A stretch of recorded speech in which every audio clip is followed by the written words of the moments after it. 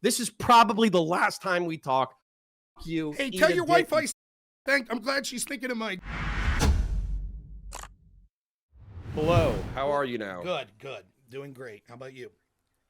You know, life's a pain in the dick, but what else is new? We'll see how we both feel by the end of this. So, the topic at hand, this will be loose, I'm assuming, is Trump's mean tweet and whether or Yeah. not I should answer.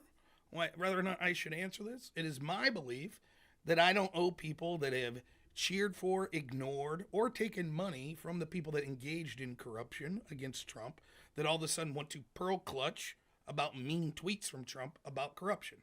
I say, fuck you.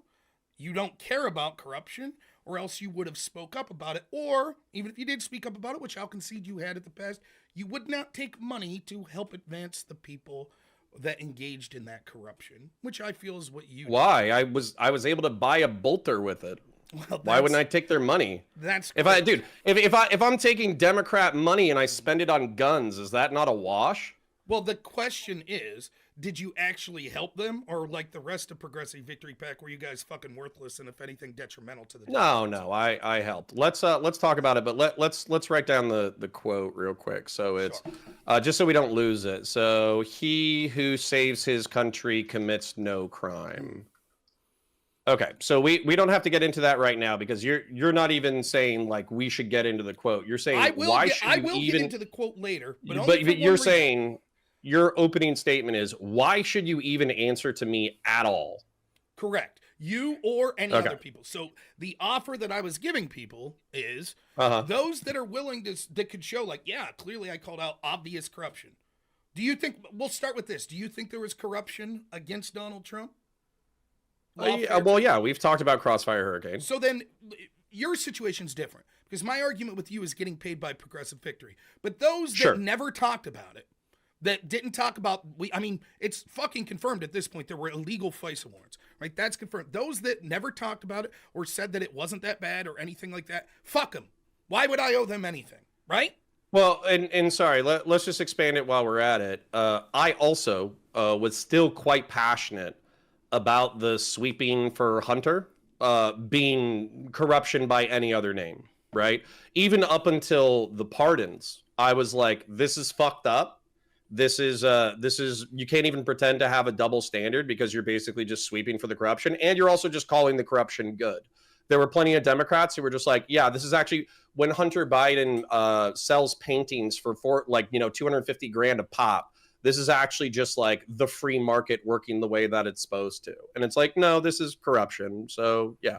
Anyway. To push back real quick on you, I talked to you about this and you said that, well, once they filed charges against Hunter, then it was different, which was clearly bullshit because you knew from talking about the corruption of Shapley and Ziegler that the crimes were far more significant that were hidden from the IRS whistleblowers. I wanted him to be convicted.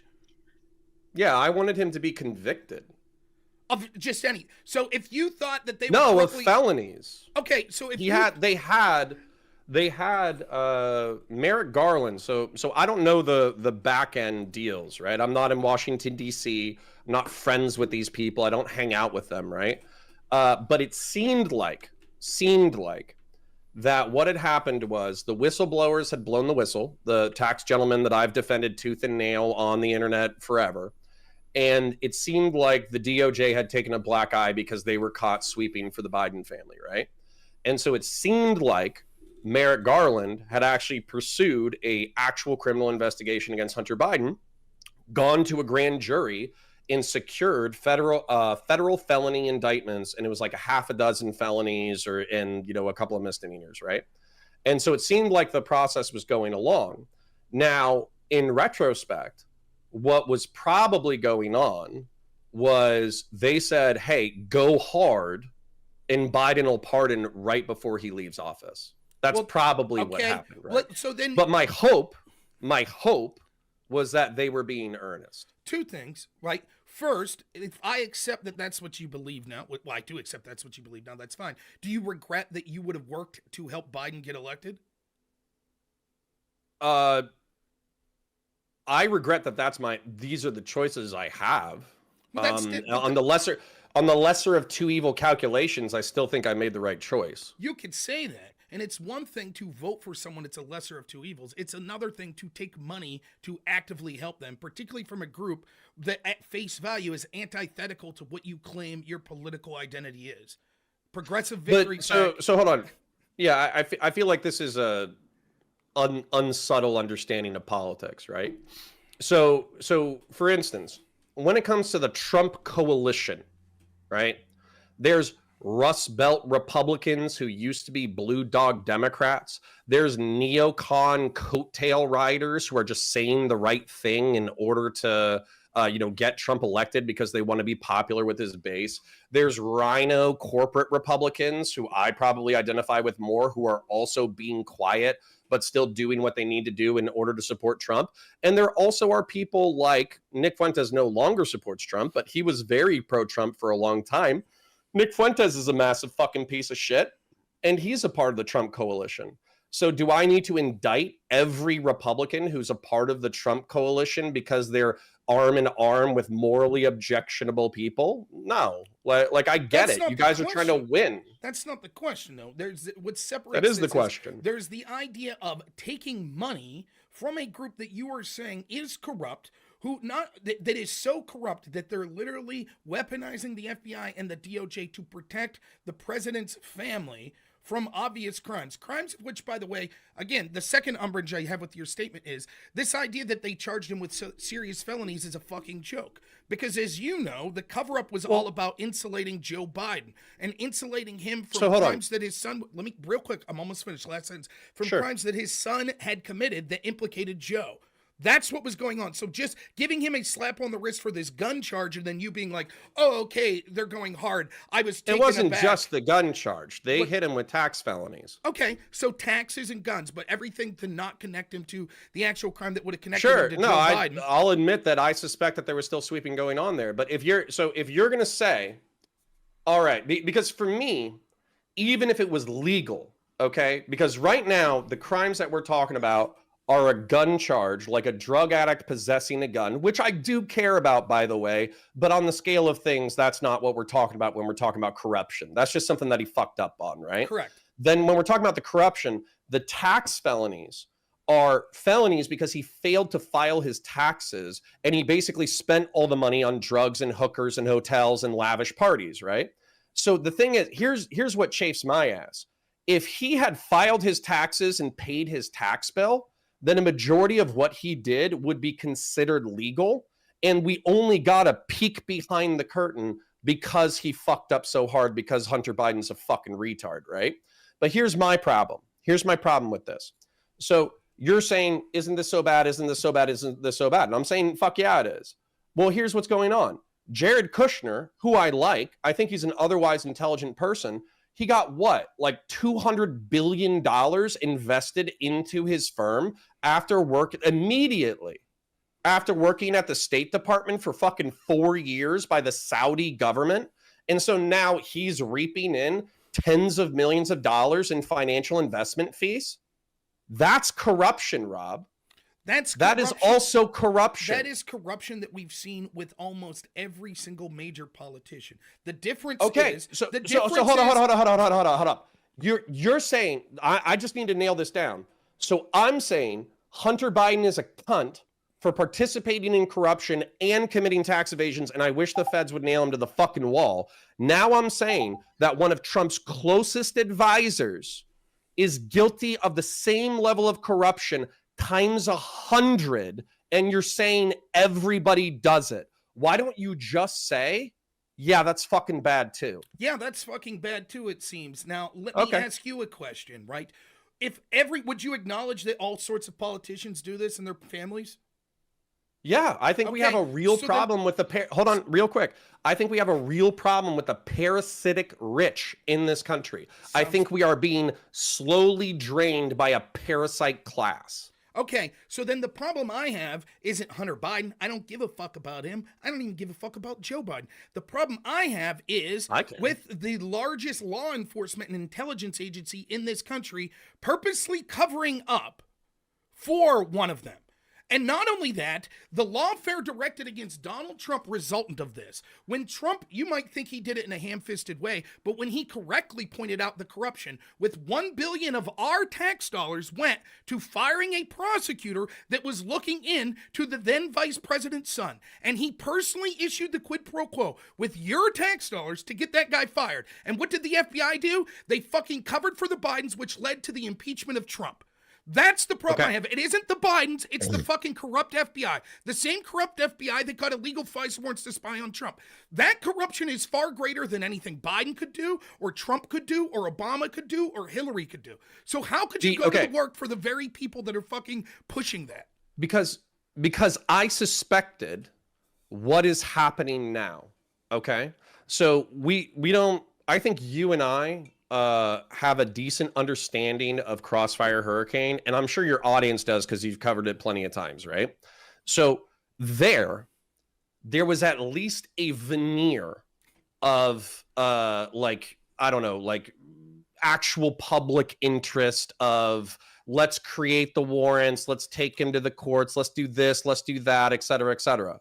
Now, because of who Trump is, we don't even have the veneer of due process. He literally just went in the past week to a conservative justice in the state of New York and effectively said, hey, Mayor Eric Adams is coming our way on immigration.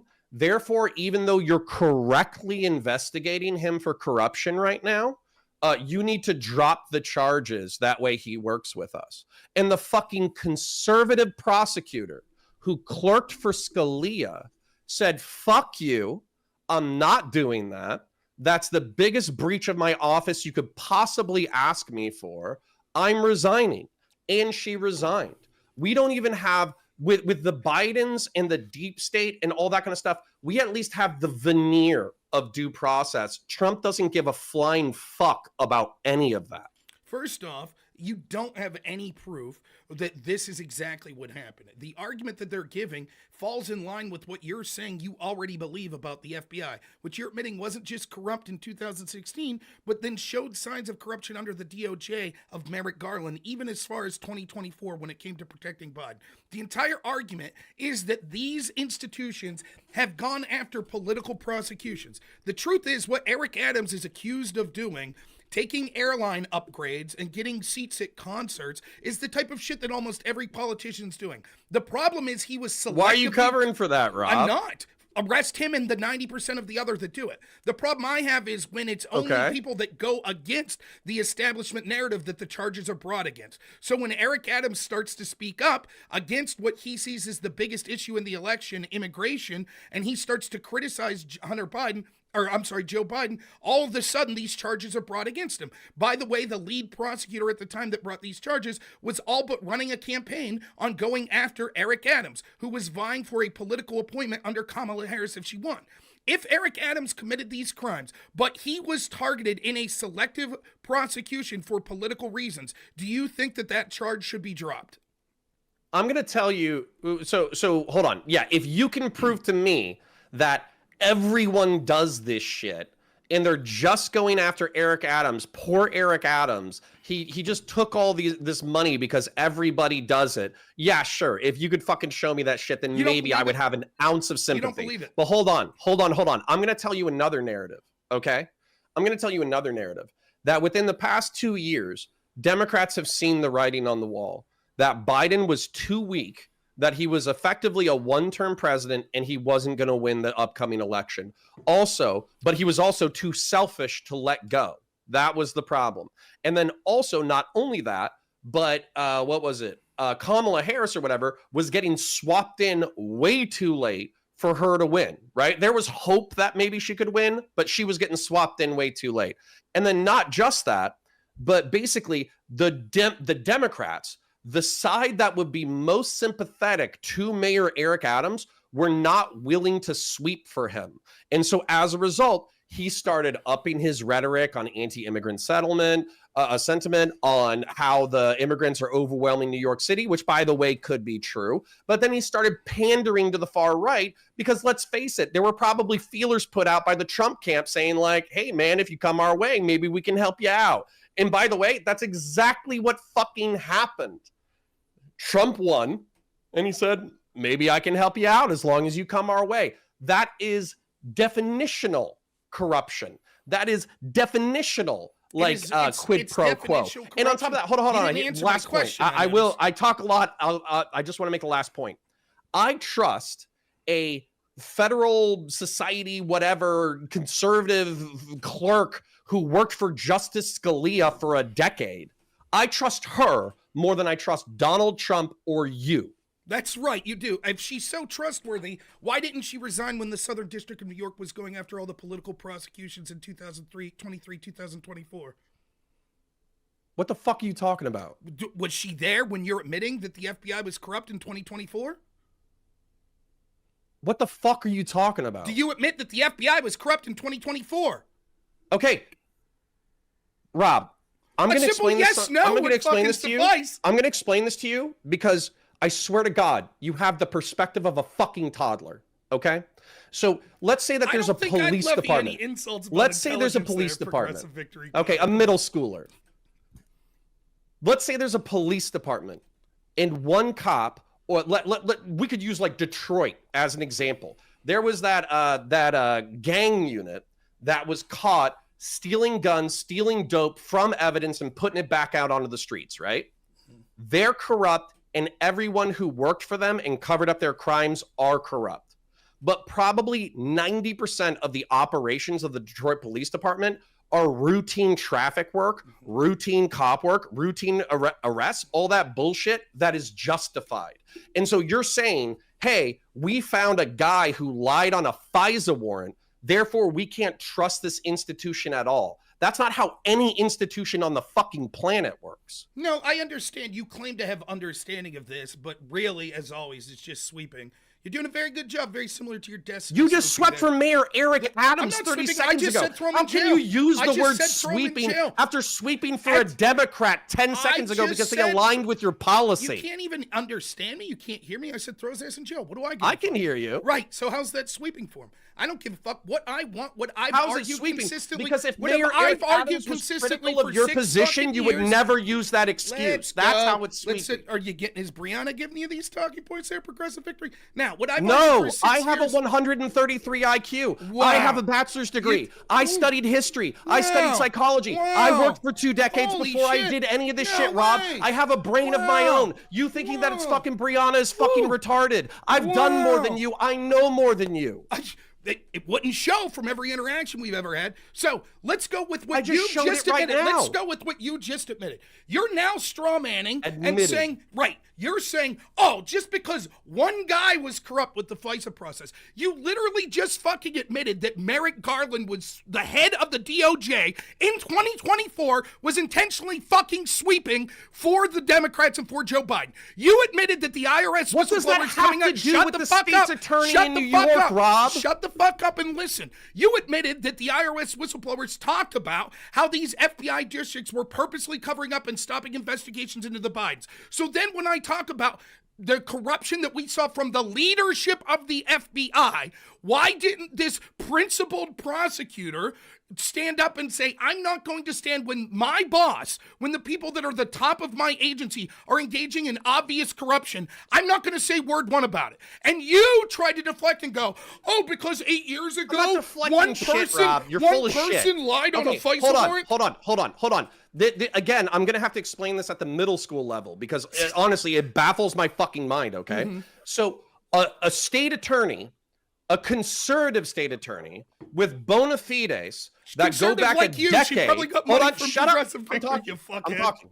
So a conservative state attorney who has bona fides going back a decade, she sees that the current leadership in her institution are sweeping for Democrats, and you're saying that she should resign? Yes, she should. So there should be no conservatives in the Department of Justice? That's the most retarded fucking argument I've ever fucking heard. Why would you even say that? It would, if you don't have an Hold IQ on. capable of If you're 130, I'll be back in 30 seconds. Yeah, Jerk okay, off your fine. audience. If he's got an IQ of 133, then I must be a goddamn super genius, because resigning would have Really been not. one You have option. comprehension problems, bud.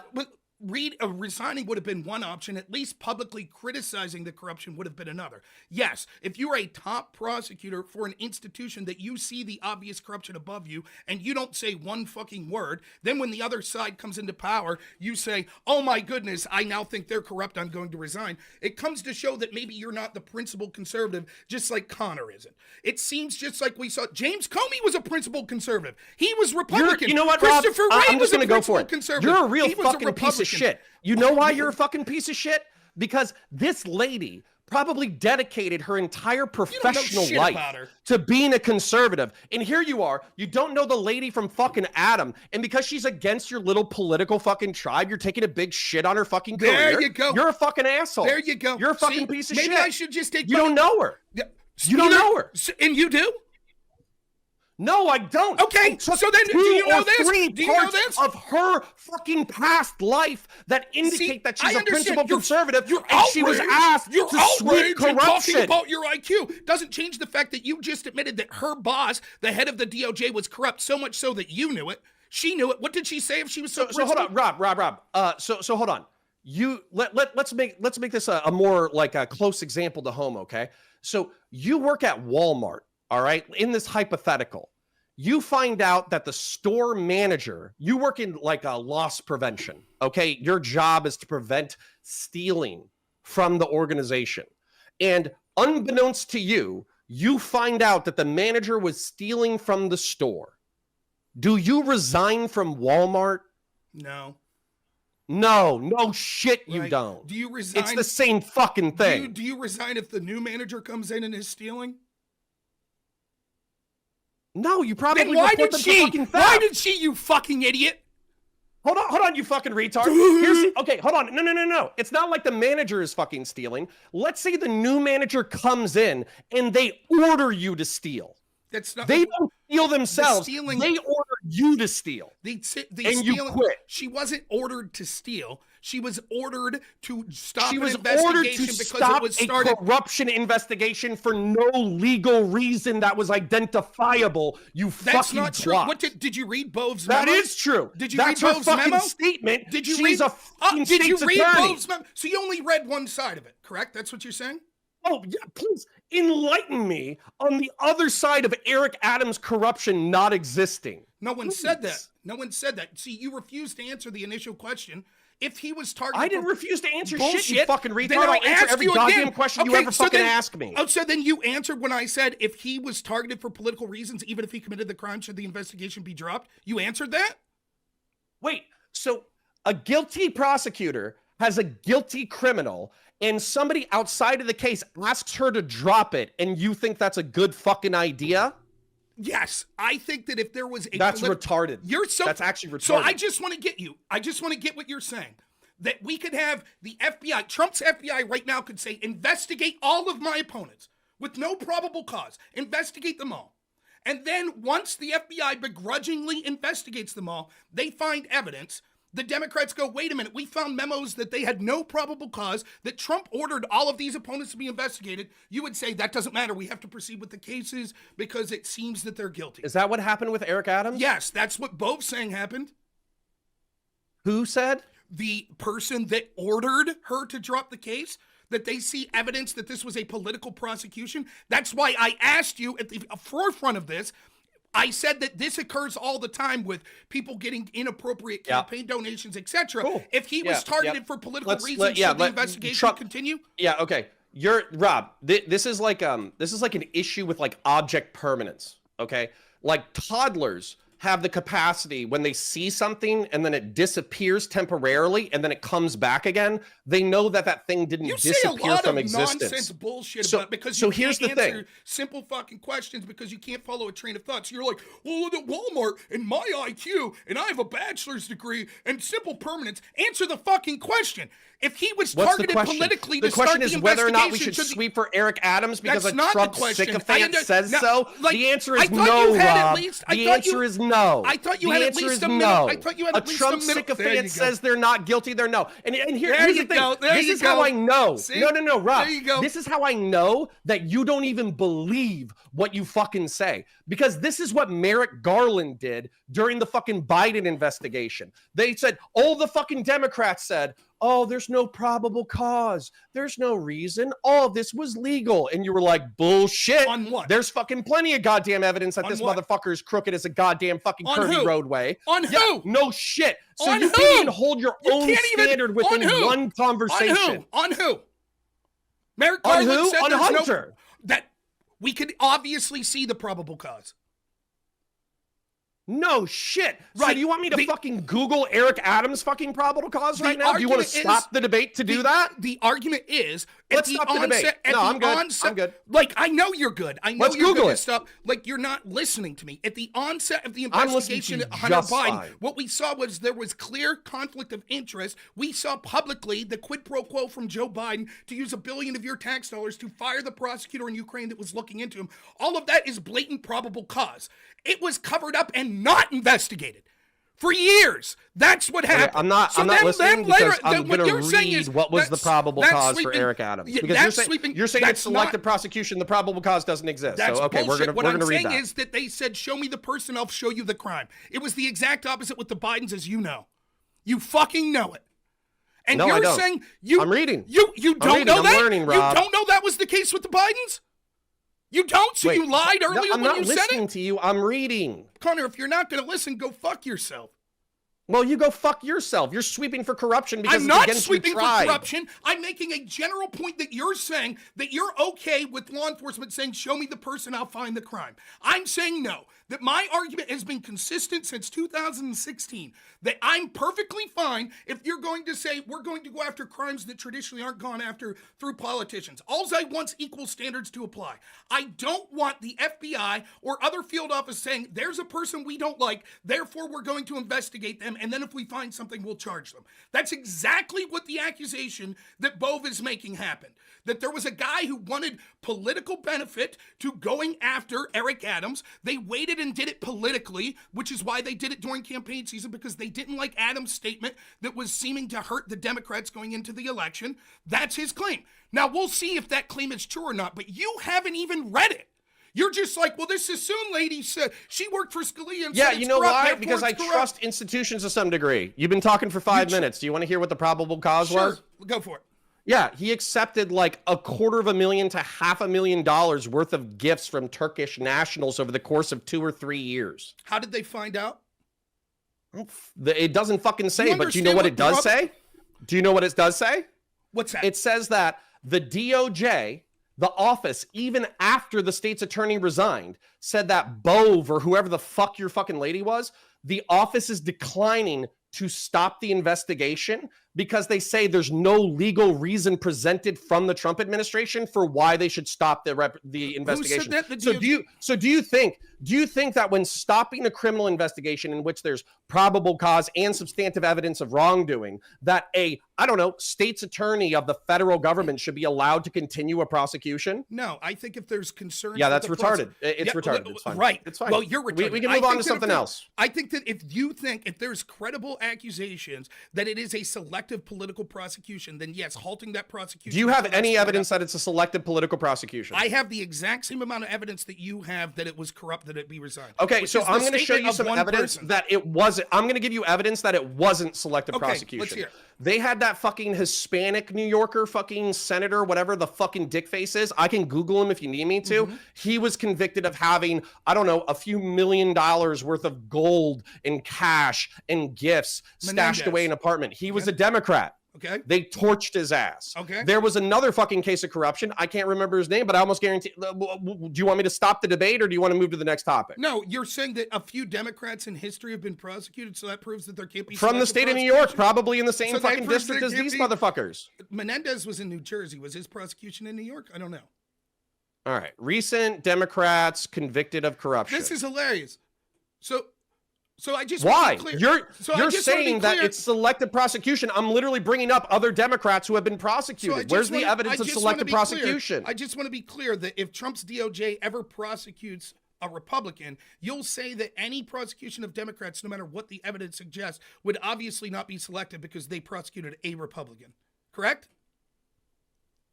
I'm an ex-cop. If you commit a crime, I think you should go to fucking jail or prison. Do you think that if you okay, let's say you really think that I'm selling coke.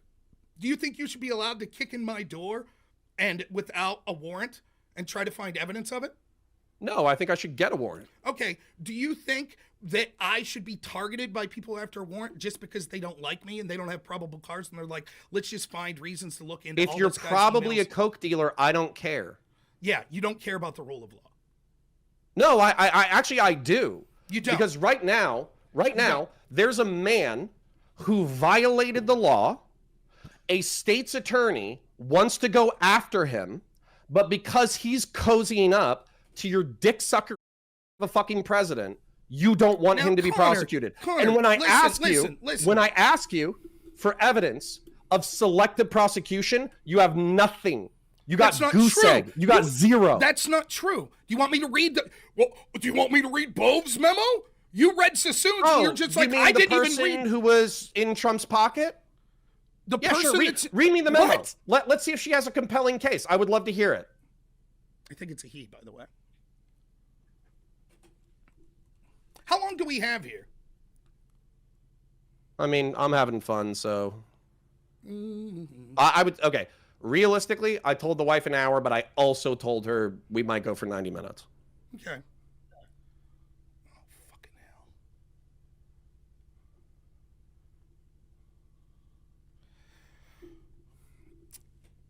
To Ms. Sassoon, in response to your refusal to comply with my instruction to dismiss the prosecution of Eric Adams, I write to notify you of the following. First, your resignation is accepted. This decision is based on your choice to continue pursuing a politically motivated prosecution despite an express instruction to dismiss the case. You lost sight of the oath that you took when you started the Department of Justice by suggesting that you retain discretion to interpret the Constitution in a manner inconsistent with the policies of the democratically elected President and Senate-confirmed Attorney General. Second, you indicated that the prosecution team is aware of your communications with the Justice Department, is supportive of your approach, and is unwilling to comply with the order to dismiss the case. According to the AUSAs, principally responsible for this case are being placed on off-duty administrative leave, pending investigations by Office of Attorney General and the Office of Professional Responsibility, both of which you evaluate your conduct.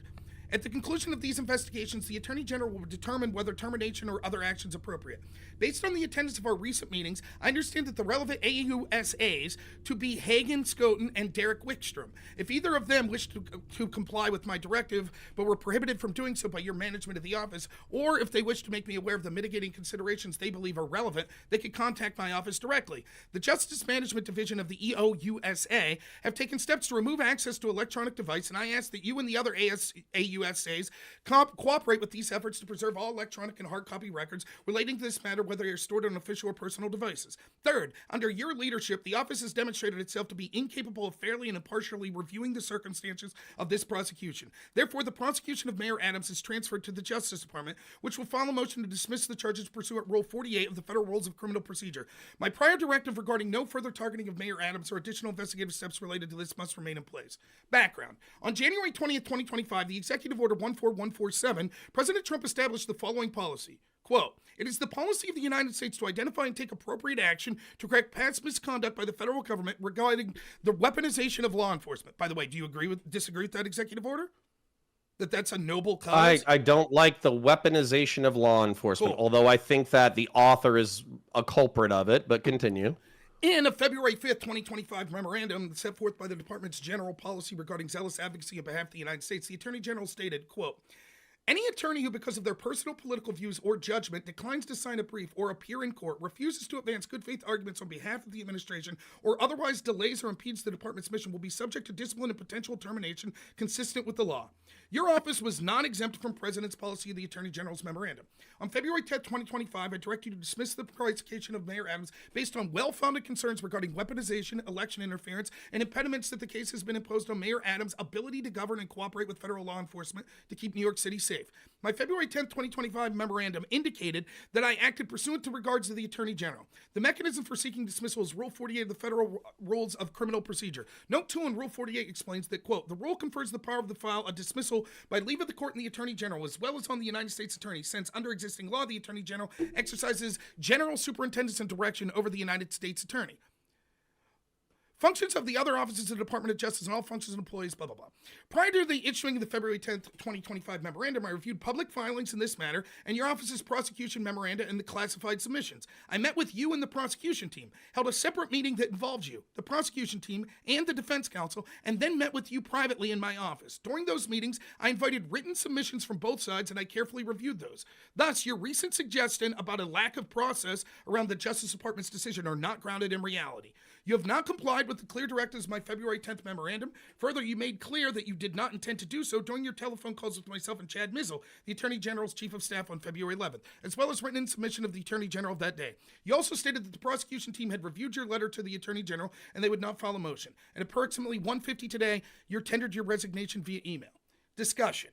The weaponization finding in my... Oh, Jesus Christ, Rob. Do you have any evidence of this being prosecutorial, you said you wanted me to whatever? read it. You said you wanted me to read the whole thing. That's why I asked how much Yeah, I time. don't want you to read the whole goddamn thing. Okay. I want you to cut to the fucking Let's point. go.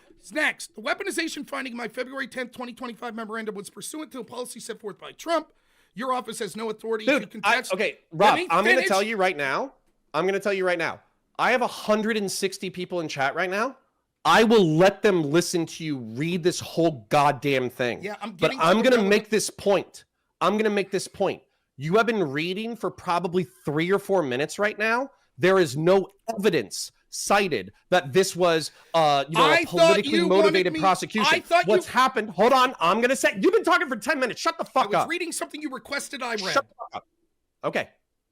That the resignation is accepted, that Bo thinks it's politically motivated, that this state attorney's actions are contrary to the Constitution, which could be substantiated but isn't, and then the office is also not willing to comply with the order, and that President Trump created an executive order saying, obey us or we'll fire you. That's what's been said so far. So do we have any evidence so far, or that's going to be forthcoming, that this was a politically motivated prosecution, or that this state attorney violated her constitutional duties? So I was getting to that, but now it's going to take longer because much like you need to deflect okay. I will watch my fucking view counter drop down to 30. Finish now it. It's gonna I would be longer, love to hear it. I understand. You need to sweep for this shit like your dick-sucking friend Destiny. By the way, you're always talking about dick-sucking a lot. I wonder if you're going to be in any of those videos forthcoming. This is going to be the most flaccid defense ever, but go ahead. Flaccided it up. There you go. All right. Discussion. Weaponization finding. Your office has no authority to contest the weaponization finding. The Justice Department will not tolerate insubordination. A, improper weaponization. Look, we were right there. The only reason I read the whole thing is because I thought that's what you requested, fuck knob, or I would have just read the weaponization part. So I'm here listening. we are. You are well aware of the department's weaponizations concerning regarding the handling of the investigation of the prosecutor of Mayor Adams. These concerns include behavior that supports at minimum unacceptable appearances of impropriety and the politicization of your office. The investigation was accelerated after Mayor Adams publicly criticized President Biden's failed immigration policy and led by a former U.S. attorney with deep connections to the former Attorney General who oversaw the weaponization of the Justice Department. Based on my review in our meetings, the charging decision was rushed as the 2024 presidential election approached, and the former U.S. attorney appears to have been pursuing potential political appointments in the event that Kamala Harris won. After President Trump won the election in late December 2024, the former U.S. attorney launched a personal website, which closely resembles a campaign website that touts articles about the ongoing prosecution of Mayor Adams, with titles such as, U.S. Attorney Damian Williams has come for the Kings, a mayor, a rapper, a senator, a billionaire, meet the man who's prosecuted them all, and federal prosecutor Damon Williams flexes SDNY power against Eric Adams and Sean Combs. The former U.S. attorney increased the appearance of impropriety by releasing an op-ed on January 16, 2025. Quote, an indictment of the sad state of New York government. In that piece, he disparaged Mayor Adams with the following comment. America's most vital city is being led with broken ethical compass. The former U.S. attorney also made what I reasonably interpret as a reference to himself when he suggested there was a need for elective officials willing to disrupt the status quo. You did not directly defend the former U.S. attorney's behavior in response to a recent defense motion, nor could you. His actions inappropriately politicized and tainted your office's prosecution, potentially permanently. Instead of addressing these concerns with the district court, you simply claimed that these actions were, quote, beside the point. Not true. The actions by the former U.S. attorney implicate the concerns that President Trump raised in his executive order in connection with the prosecution of an elected official who voiced opposition to the prior administration's policies. The fact that the district court denied the defense motion does not establish the continuing of the prosecution of Mayor Adams reflects an appropriate exercise of prosecutorial discretion. Similarly, the fact that the AUSAs convinced a grand jury to return an indictment based on one-sided and inherently partisan presentation of the evidence does not establish the case was appropriate at the time, much less that it would be appropriate to continue to pursue the case based on the events that occurred after the true bill was returned. The Justice Department will not ignore the fact that the timing of the charges authorized by a former U.S. attorney with apparent political aspirations interferes with Adams' ability to run his 2025 election. Your reference to the schedule underlying the prosecution of Bob Menendez, who you brought up, is not in any way persuasive in light of evidence handling issues that arose around connections with that trial. If anything, the experience counsels in favor of more caution in these matters, not less. But the record does not reflect such caution. In October 2024, an AUSA responsible for the prosecution of Adams represented that the first batch of discovery included about 560 gigabytes. Thus, at trial, the date was negotiated. Mayor Adams was faced with the impossible choice between seeking to defend himself at a pre-trial in hopes that his campaign could be ran based on exoneration and taking the reasonable amount of time to review discovery to prepare a defense post-trial or post-election. His acquiescence to the former does not justify the office's decision. In your letter to the Attorney General, you made the dubious choice to invoke Justice Scalia. As you're well aware from your professional experience, Scalia fully understood the risks of weaponization. Quote from Scalia, nothing is more politically effective as the ability to charge one's opponents and his associates are not merely wrong-headed, naive, ineffective, but in all probability crooks. And nothing so effectively gives an appearance of validity to such charges as a Justice Department investigation and prosecution. Morris v. Olson I guess that's what that's from. While former U.S. attorney is not special counsel, Justice Scalia's Morris's decision aptly summarized the department's weaponization concerns here. There's also great irony in your invocation of the famous speech by Attorney General Robert Jackson. His remarks are unquestionably relevant here, but not in the way you have suggested. Jackson warned that some measure of centralized control over federal prosecutors was necessary. The senior leadership of the Justice Department exercises that control. Moreover, one of Jackson's concerns was that the most dangerous power of the prosecutor arises from the risk that the prosecutor would pick people that he thinks should get, rather than pick cases he thinks need to be prosecuted. Quote, it is in this realm in which the prosecutor picks some person who he dislikes or desires to embarrass that the greatest danger of abuse of power lies. It is here that law enforcement becomes personal, that the real crime becomes one of being unpopular in the predominant or governing group, being attached to the wrong political views, or being personally obnoxious or in the way of the prosecutor himself. Regardless how the investigation of Mayor Adams was initiated, by 2024, your office's work on the case was extremely problematic. Finally, your suggestion that Trump should issue a pardon to Adams reveals that your office's insubordination is little more than a preference to avoid a duty that you regard as unpleasant or politically inconvenient. Your oath to uphold the Constitution does not permit you to substitute your policy judgment for that of the President or senior leadership of the Justice Department, and you're in no position to suggest that the President exercise his exclusive Article II authority to make your job easier. For all these reasons, dismissal is necessary in the interest of justice. Your refusal to recognize that fact crime practice is exacerbated. They go on with more reasons, but that's the one about the conflicts of interest. Okay. So did we get actual evidence that there was a conflict of interest and that the evidence is bunk or not? Because what I got there was they said it was. When I got there was that the guy that spearheaded that prosecution was doing it to run as politically, and that they were timing this to negatively. You don't think that there's a possible world? You don't think there's a world in which he could be talking shit about someone earnestly? No, that certainly could be the world. The problem is, as even Scalia and Jackson are saying there, that we have to be against the weaponization because that's actually more of a threat than any of these crimes themselves would be. Which is why I asked you if you would be for dropping the charge if we could absolutely prove that it was picked out for political prosecution. You said no, thereby showing that even the scholars that you claim to represent, like Scalia, would vehemently disagree with you. And so, as you know, this charge hasn't been completely dropped yet. They're dismissing the charges now. It goes on to say that they're going to be evaluating further conduct. And so we could see they may later find out that, like, look, we've investigated. We don't think that this was political persecution, and reinstate the charges against Mayor Adams. What they're doing now is why are you extending any level of charity? Why are you extending any level of fucking charity? The last thing I'll say about this is we're comparing this to an FBI that weaponized against Trump over and over and over again for 8 years. They got illegal FISA warrants against him. They protected the Bidens. They helped lead to the impeachment of Trump. If you want to litigate fucking Crossfire Hurricane, don't fucking make me do it. I obviously think there's fucked up shit there, but if you're just going to fucking maximize it while pretending that this is okay, then yeah, I'm going to dig into it. Fuck you. You want me to dig into it? It's not that I'm pretending it's okay. It's that you're the one who brought it up. We started by you conceding how corrupt the FBI was. And you still, and by the way, I asked you to fucking read that thing because I was wondering if there was something more substantive that would actually show that there was something. And so far what you showed me was there was an attorney at the state's attorney's office who was partially responsible for the investigation who was talking shit publicly about the mayor. It was the person that spearheaded and started it. And it wasn't just that he was talking shit. It was showing the conflict of interest and that they were timing this politically to harm him. And that it was timed politically to benefit. Okay, but he's still probably guilty though, right? I would assume that almost everyone in Washington is guilty of these sorts of shit. And okay, cool. So the problem is that, and again, I'll just say this, it pales in comparison to the corruption that Trump was facing. Your reason for why you took money to be on the side of the people that were corrupt, that weaponized for 8 years to go after Trump. I massively fucking disagree. This is the most stupid fucking point on the fucking planet. So hold on. Rob, so you have a guilty guy who was investigated by somebody who was talking shit about him in public, and you think that that is worse than somebody lying on a warrant?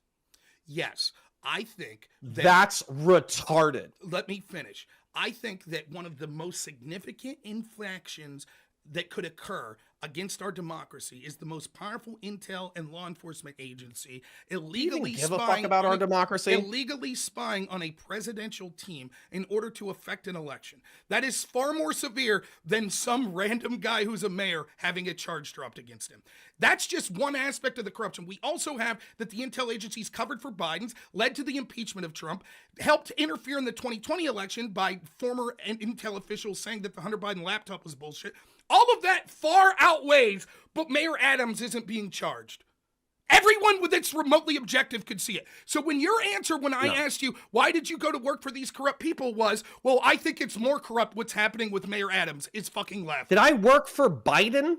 Did I work for Hunter? You took money from the people that were supporting the weaponization of law enforcement and the FBI. What? You took PV supported the weaponization of the FBI? Yes. What the fuck are you talking about? You don't think Progressive Victory was all for the FBI and their cases against Donald Trump? You don't think the Democrats were? You don't think Joe Biden was? You don't think Kamala Harris was? You don't think that I fucking... Okay, and you think that I was fucking sweeping for fucking... Did you not watch?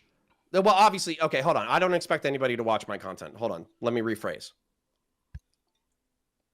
While in the room with these people... Because basically I was brought in as what's like known as like the 13th man, right?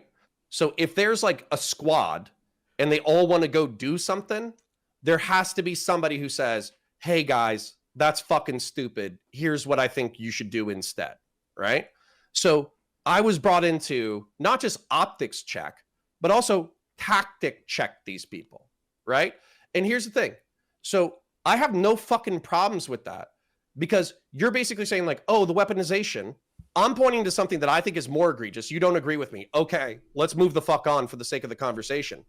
There are people right now who are being killed because of exactly what I was afraid of.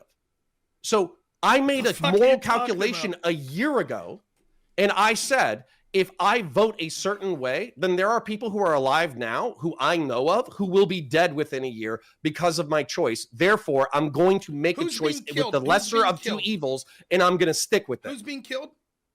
Right now. Oh, I'm so happy you asked, Rob. I'm very happy you asked. I'm sure you because are. of the temporary pause in USAID, which is not a temporary pause, by the way. They're trying to fight the courts so they can keep the money out of programs. There are programs like in Myanmar and Burma where people are starving right now and they can't get access to the fucking places that have food. That's funny to you. People starving to death. Very funny. Here's another example.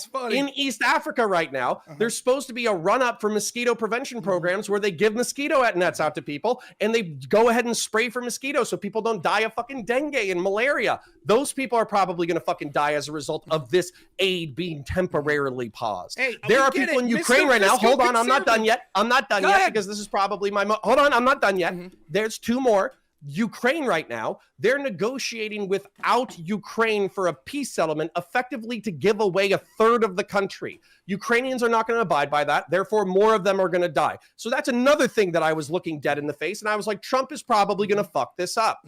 And then finally, your president, the guy that you support, the guy who is the biggest, most retarded piece of shit in our fucking country for the past 150 years, is literally supporting the ethnic cleansing of 2 million people in Gaza. There is not a single Democrat on the fucking planet who would have supported moving 2 million people out of Gaza.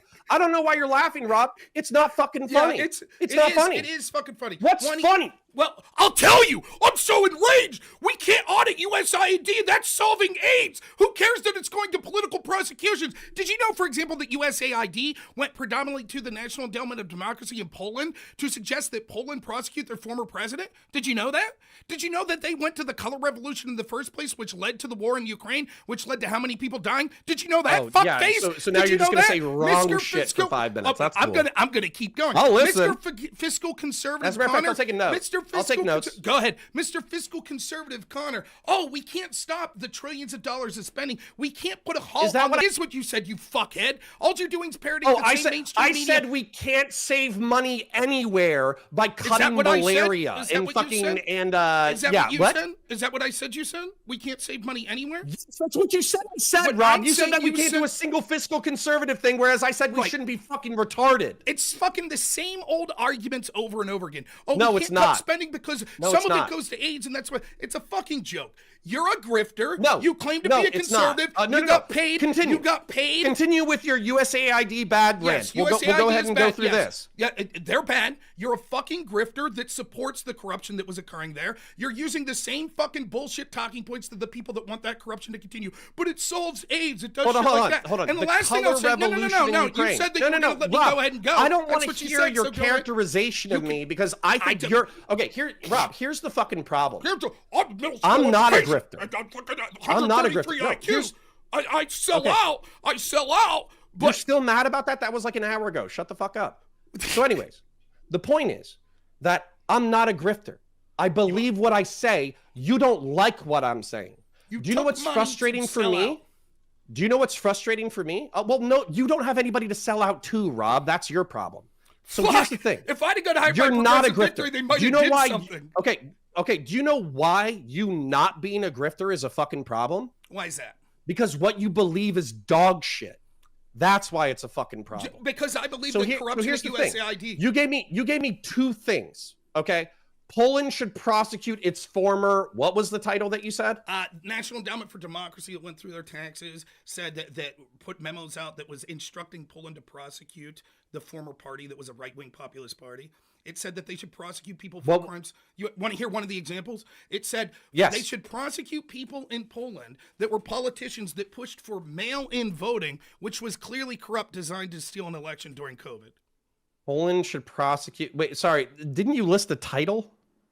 No. Okay. Poland should prosecute a political party. Okay. And then, sorry, color revolution in Ukraine. Yeah. All right, so I'm just going to address the Ukraine thing because I already know that off of the fucking hip, and then I can Google that other fucking thing if you want to, okay? So, as a matter of fact, you know what? Let's be precise. Why don't we look up the term exactly first? So, color revolution. When you say color revolution, what I hear is that the Ukrainians didn't really want to rebel. No. That's what I hear. That's not what a color revolution means. All right, so give me your definition of it. What happens is there are people that are disenfranchised in countries all over the world. What our foreign policy does, it used to be through the CIA, but then it moved to organizations like the Atlantic Council, USAID, and NGOs. What they do is they go in and they foster cultural movements. For example, in Cuba, they started the Cuban version of Twitter. Originally, they went in with that version of Twitter and they said, oh, it's just about the cool rap stars. Meanwhile, they also brought rappers into USAID that were supposed to be pushing pro-American arguments or anti-administration arguments in that area. Then with this new Twitter, what they did was at first it was just about getting weather updates and getting cultural updates. Then they put bots in there to help encourage people to foster anger at the current government. These are the sorts of things that we've done over and over and over through USAID and other NGOs around the world. That's what happened in Ukraine. Of course, there were people in Ukraine that are disenfranchised, just like there are people in almost every country, particularly ones that aren't first world countries. The problem is the United States goes in and picks and chooses losers. Then what further happens is they have something called transitive justice, which now what they're saying is what costs too much money. Hold on. I don't know if this is relevant to the question. So you're not saying that the revolution in Ukraine wasn't authentic? Well, how do you define authentic? Do I believe that there were people, but there were Ukrainians who wanted the revolution? Of course, there were Ukrainians that didn't. We finance through these NGOs fostering to encourage that to occur. That's what we do. Okay. So when I'm just Googling it. So the way that people have used it for the past decade, by the way, so I don't feel like this is my fault. But the way that people have used color revolution in vernacular, as far as I can tell, is they were using it to say that a revolution or a protest was inauthentic, right? Like it was supported by, like you said, NGOs in order to do stuff. It wouldn't have occurred. Now, hold on, I'm not done. So I'm Googling things, and basically what it says is like actually through the 1980s up until recently, the United States has supported like peaceful protests in order to reform aspects of government in order to get them to realign with the Western world. Yes. What is my problem with that supposed to be? Did you like Russia invading Crimea? No. Oh, so what happened was, will you agree that the president that was in there in 2014 was seen as sympathetic for Russia? Yeah, but so do you know, I'm going to cut to it. You also know that I don't like countries being run by kleptocratic oligarchies, Who right? Does? It's right. Still being ran. So if the option, hold on. The option is I can not like the invasion of Crimea, Donetsk, and Luhansk, and I can also not like Eastern Europe being under the sway of Russia. I can not like both of those things. That's fine. If you are pushing for an interventionist policy that leads to revolutions for a new government to be brought in, that's basically a vassal state of the United States, which results in Russia invading and then thousands of bodies, you don't get to say that because I want the elimination of USAID, which basically its general mission is to erase populism around the world, and it's being directed in the United States. So my own tax dollars are going for funding my own censorship and to lock up the people that I support, but that means I want people to die of AIDS in Burma or some shit, then you should have to be the account of what happens with the policies you want, that it led to this war. Yeah. Okay. You're right, So Rob. How many Ukrainians are dead? No. Hold on. You don't know how right you are. You don't know how right you are. Yeah, I'm willing to say with my whole fucking chest that I think republicanism is a universal human good. I'm willing to say that. And I'm willing to say that soft power and hard power of the United States should be directed towards promoting like human rights, democracy, republicanism across the fucking planet. And if we find people who are interested in collaborating with us, both on like a military level, but also on a soft power level, then that should 100% be a mission of the United States. Absolutely. Well, I think that you're wrong. And I think that it's clear through what we're seeing in places like Poland now with our administration that's doing that is then invading countries' democracies like Poland by putting their thumb on the scale. We see it in Romania as well. In Romania, they just canceled elections, which the United States... What do you think happens... Yeah, sorry, this is actually... Yeah, what's the evidence in Romania that election was corrupt? Can you give me the evidence? New York Times just did a story on it today. What was the evidence they cited? Well, I mean, it's Romania, but so hold on. So... Okay, so was Zelensky corruptly elected? I mean, it is Ukraine. Right. So, yeah, but it's fucking... But if they're... Okay, hold on. So, you know that, like, good things can come out of a bad thing. So, for instance, like in Syria, the current president is like shilling neoliberalism, pro-Western shit, secularism, tolerance of religion, all that kind of stuff. 2 decades ago, he was a fucking ISIS fighter. Yes. Right?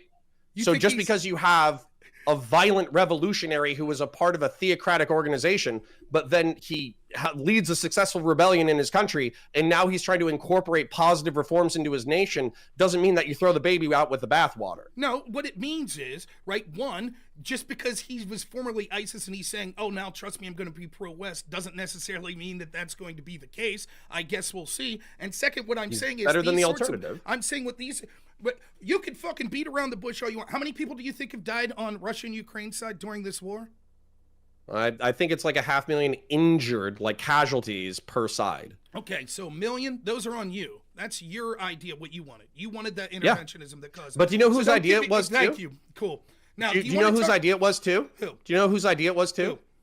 The Ukrainians. It was their idea. No. No. Not says me. I need you to logically follow something right now. I need you to learn something. Okay? How long did it take for Afghanistan to collapse? I don't care. They fought real hard. Cool. And? No, they didn't. Ukraine did. 11 That's what days. you're gonna say. How long did it take Iraq to collapse? I get what you're saying. Ukraine fought real hard. And? They had our weapons. They fought real hard. Good for so them. they won it, you fucking pussy. Not all of them. Just because you don't give a fuck about freedom or democracy or anything like that doesn't mean that Ukrainians don't. So what percentage of them needed to want it for us to go in and facilitate this occurring? They've been fighting a 3-year war and losing tens of thousands of their sons, so clearly enough, Rob. They're literally conscripting people right now. If they're conscripting, those people didn't Russians get conscripted every fucking day, and when they get injured, they don't even retreat to their own lines. Connor, they shoot each other in the fucking head. What percentage of Ukrainians do you think want a leader that's not a vassal of Russia or the United States? I don't know. I would say most. Do you think that's a fair guess? Most people... No, I would say especially right now, because they're being invaded by Russia, they probably see the United States as a necessary counterbalance to Russia. Forget right now. How about 2014? Don't you think that most Don't you think most countries, the people that want leaders that'll focus on them and not be puppets of another country? That seems simple. No, it's not, because power abhors a vacuum. This is bullshit. This is just bullshit neocon. It's not. Okay for us to interfere in other countries' elections, even in places like Poland when we're saying lock up the previous people, because I believe in republicanism. Fuck off. I almost guarantee you that if we Google that shit, we're gonna fucking find like, oh, this is actually a far-right ethno-nationalist party who was responsible for synagogue bombings in this city, this city, and this city. I almost fucking guarantee you that shit. Can you show me that in Poland? Sure. Do you want to? Far-right. Pull up your USAID leak. What's the name of the party that they were going after? I thought you wanted to talk about this tweet. I'll happily have this debate with you in the future if you want. No, let's do Poland. While we're at it, we can talk about the tweet in a second. I don't have the link in front of me now. National Endowment for Democracy put up... Okay, USAID tries to ban Polish political party. The National Endowment for Democracy. Liberal left to appeal to Prussia. A Polish president says U.S. assures him it won't reduce troop levels. Could the populist right take back Poland? U.S. lawmakers vow to defend USAID. Okay, National Endowment for Democracy.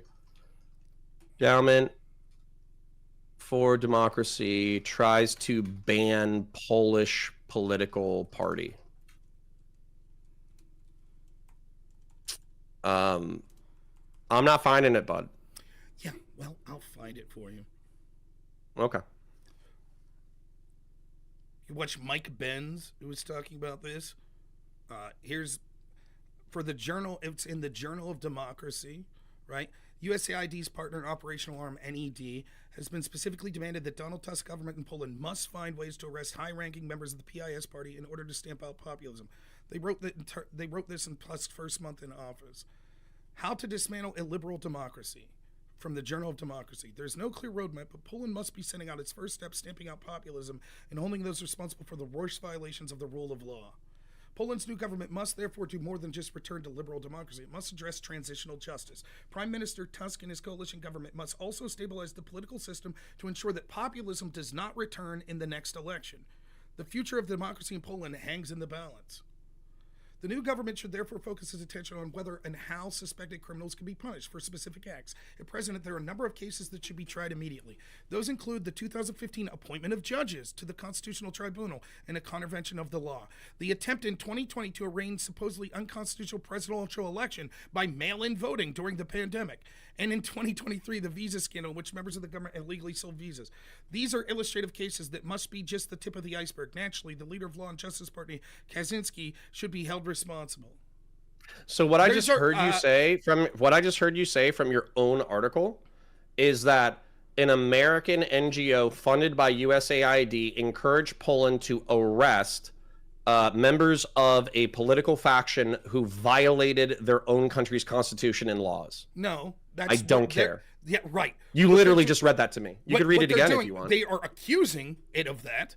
And what they do is they go in, USAID goes in, one of the first things it does, along with the cultural stuff, they just make up cases? It funds prosecutors and judges, and then they lead to the arrest of their political opponents. In this case, one of the evidence was having mail-in voting for COVID, which could lead to corruption and the election being stolen. Now, in our country, our intel agencies were telling us that if you were against mail-in voting, that was corrupt. And there's no way that mail-in voting could affect the 2020 election and lead it to be fraudulent. But the same institutions foreignly are saying in Poland, you're going wide with it. The people that wanted mail-in voting clearly were doing it for corruption so that they could circumvent the will of the people.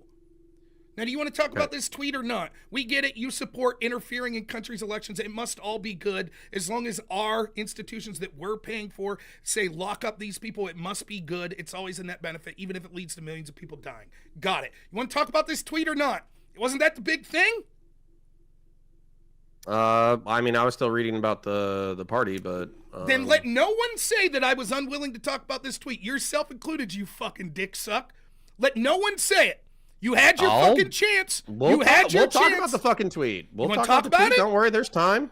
There's time. Okay, so I don't want to hear you say I have to leave in 20 minutes when you get a chance to talk about it. Dude, you always act like, listen, I know so many people come at you and they're like, oh, Rob ran away, Rob did this, Rob avoided this question, whatever. I've never said that shit. Bullshit. And every time you've ever asked me a fucking question, I answer the question. You want me to bring every the receipts time you want up? to talk, I talk. You want me to bring the receipts up? Wasn't your whole fucking Twitter spiel the other day that I'm unwilling to answer this question? Because wasn't that the whole fucking thing? Do you want to talk about the tweet or not? I want to read 2 paragraphs and then I want to talk about the tweet. Okay, as long as you're not going to say I gotta leave. I'm telling you, now's the time to talk. I'm not going to say I gotta leave. We will talk about the tweet. There you go. That's fine. Read your 2 paragraphs. Okay. All right, so hold on. 2015 to 2023, they were in government. You read, I'm going to read. The party won the 2015 parliamentary election, this time with an outright majority, something no Polish party had done since the fall of communism. In the normal course of events, this should have made Jarosław Kaczynski prime minister for a second time. However, Beata Szydło, perceived as being somewhat more moderate than Kaczynski, has been tapped as PIS's candidate for prime minister. The party supported controversial reforms carried out by Hungarian Fidesz party, with Jarosław Kaczynski's declaring in 2011 that a day will come when we have a Budapest in Warsaw. PIS's, because that's their name, 2015 victory prompted creation of a cross-party opposition movement, the Committee for the Defense of Democracy. Law and Justice has proposed 2017 judicial reforms, which, according to the party, were meant to improve efficiency of the justice system, sparked protests as they were seen as undermining judicial independence. While these reforms were initially unexpectedly vetoed by President Duda, he later signed them into law. In 2017, the European Union began an Article 7 infringement procedure against Poland due to a clear risk of a serious breach in the rule of law and fundamental values of the European Union. The party has caused what constitutional law scholar Wojciech Serduski termed a constitutional breakdown by packing the constitutional court with its supporters, undermining parliamentary procedure, and reducing the president and prime minister's offices in favor of being wielded extra-constitutionally by party leader Jarosław Kaczynski. After eliminating constitutional checks, the government then moved to curtail the activities of NGOs and independent media, restrict freedom of speech and assembly, and reduce the qualifications required for civil service jobs in order to fill these positions with party loyalists. So hold on. Where are you reading this from? It's Wikipedia for Piss's page. Laugh. Yes, you can laugh. I am laughing. I don't care if you don't like the source. You know that's I don't care if you like the source. I'm going to make a point. Uh-huh. I've seen it on Twitter. You and I both don't like it when Pisco and Pondering and all those other fucking Democrats say, fuck the Supreme Court, fuck the way things are going right now. We're going to pack the courts full of fucking liberal and democratic loyalists.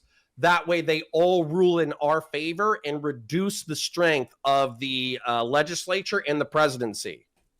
Piss, the party that you are fucking talking about, they did exactly that. Prove it. So that's awesome. Tell me your expansive knowledge on that. You read 3 sentences on Wikipedia? You just read 3 sentences, motherfucker? What are you talking about? My argument was the National Endowment of Democracy, which we pay through USAID, is interfering in other countries' elections. USAID is going into these countries. It's pushing these sort of color revolutions. It's pushing for politicians and supporting politicians, judges, etc. that they like. The exact same thing that you just accused Piss of doing. That they're trying to get favorable judges, etc., appointed. That's what our country is doing. That's the problem I have. My country going into these countries and doing it. Now they're saying, we recommend that you prosecute the prior administration, right? And that's a huge problem. One of the things they're saying is because of this court shit. Who extra-constitutionally packed the court. Another thing that they said is for ones that push for mail-in voting should be criminally charged. Do you think people that push for mail-in voting in a country are undemocratic and should be criminally charged? No. Oh, but you're okay with your tax dollars going to try to force Poland to do that? Well, so here's what I'm assuming, Rob, is that you are a jerk off on the internet. I am a jerk off on the internet. USAID, in conjunction with the State Department, is promoting liberal and democratic and Republican values across the world. And through soft power, they try to promote people to move towards a Western style of governance. So when I read a Wikipedia article paragraph, I'll admit, that says that Poland's piss party did something that you hate if it happened here, then I assume that that thing is bad and should not be done. Why would you assume that? Because I think packing the courts with your party sycophants is probably a universally bad thing. Why would you assume that happened? Because I read an article about it. No, you didn't. You read a Wikipedia statement. You don't even know what article that came from. Do you want me to do you want to talk about the paragraph, or do you want me to click on the hyperlink? What I'm saying order to read the article. You just literally read one thing. I'm saying your central thesis is this. One thing, motherfucker. I read something that I at least told you where it was from, and I told you who's financing it, the National Endowment of Democracy, right? What I'm saying to you is we have a fundamental... You're talking about authoritative sources. You read a Trump sycophant memo that said, trust me, this state attorney's office is biased and fucked up. And you were just like, yeah. Sounds like it. You read a memo from one attorney that resigned and said, yeah, that sounds like corruption to me. You didn't even Yeah, I also looked at her professional resume and she seemed like a good cat. You didn't even I'd love to talk to her. I'd love to have a beer with her. You didn't even bother to read the other side of it. What I'm saying to you is there's a fundamental because the other side has been proven to be untrustworthy the entire time. They've not. What I'm saying is you have a fundamental disagreement where you're saying, yes, I'm absolutely okay with our tax dollars going to interfere in other countries' elections as long as I think the party that would be in power agree with my Republican principles. Yep. Yeah. That's correct. Right. That's what I'm saying is fucked up. Did you see one of the things that last thing I'll say real quick, Republicanism doesn't stop being bad at the border. Real quick. Republicanism is a universal human good. Dude, you supported Joe Biden and Kamala Harris, so don't tell me about Republicanism. You took money to help them and to help Democrats become more progressive. Do you know what the definition of Republicanism is? Go ahead, explain. As a matter of fact, it's related to the tweet. Explain it. So why don't we just talk about the tweet? Explain Republicanism to me. It's representative democracy. Okay. Is populism... Did Joe Biden and Kamala Harris destroy representative democracy? How's the National Endowment for Democracy define democracy? I don't fucking know. Probably assholes voting. So, like, when you hear all these people saying free speech on the internet is a threat to democracy, what's that mean? Yeah, those people are... Yeah, like the National Endowment of Democracy. That's one of the things that they push the most for. Censorship for I'll hate call them. Okay, so then when they're talking about republicanism... They're State Department people, dude. Like, listen.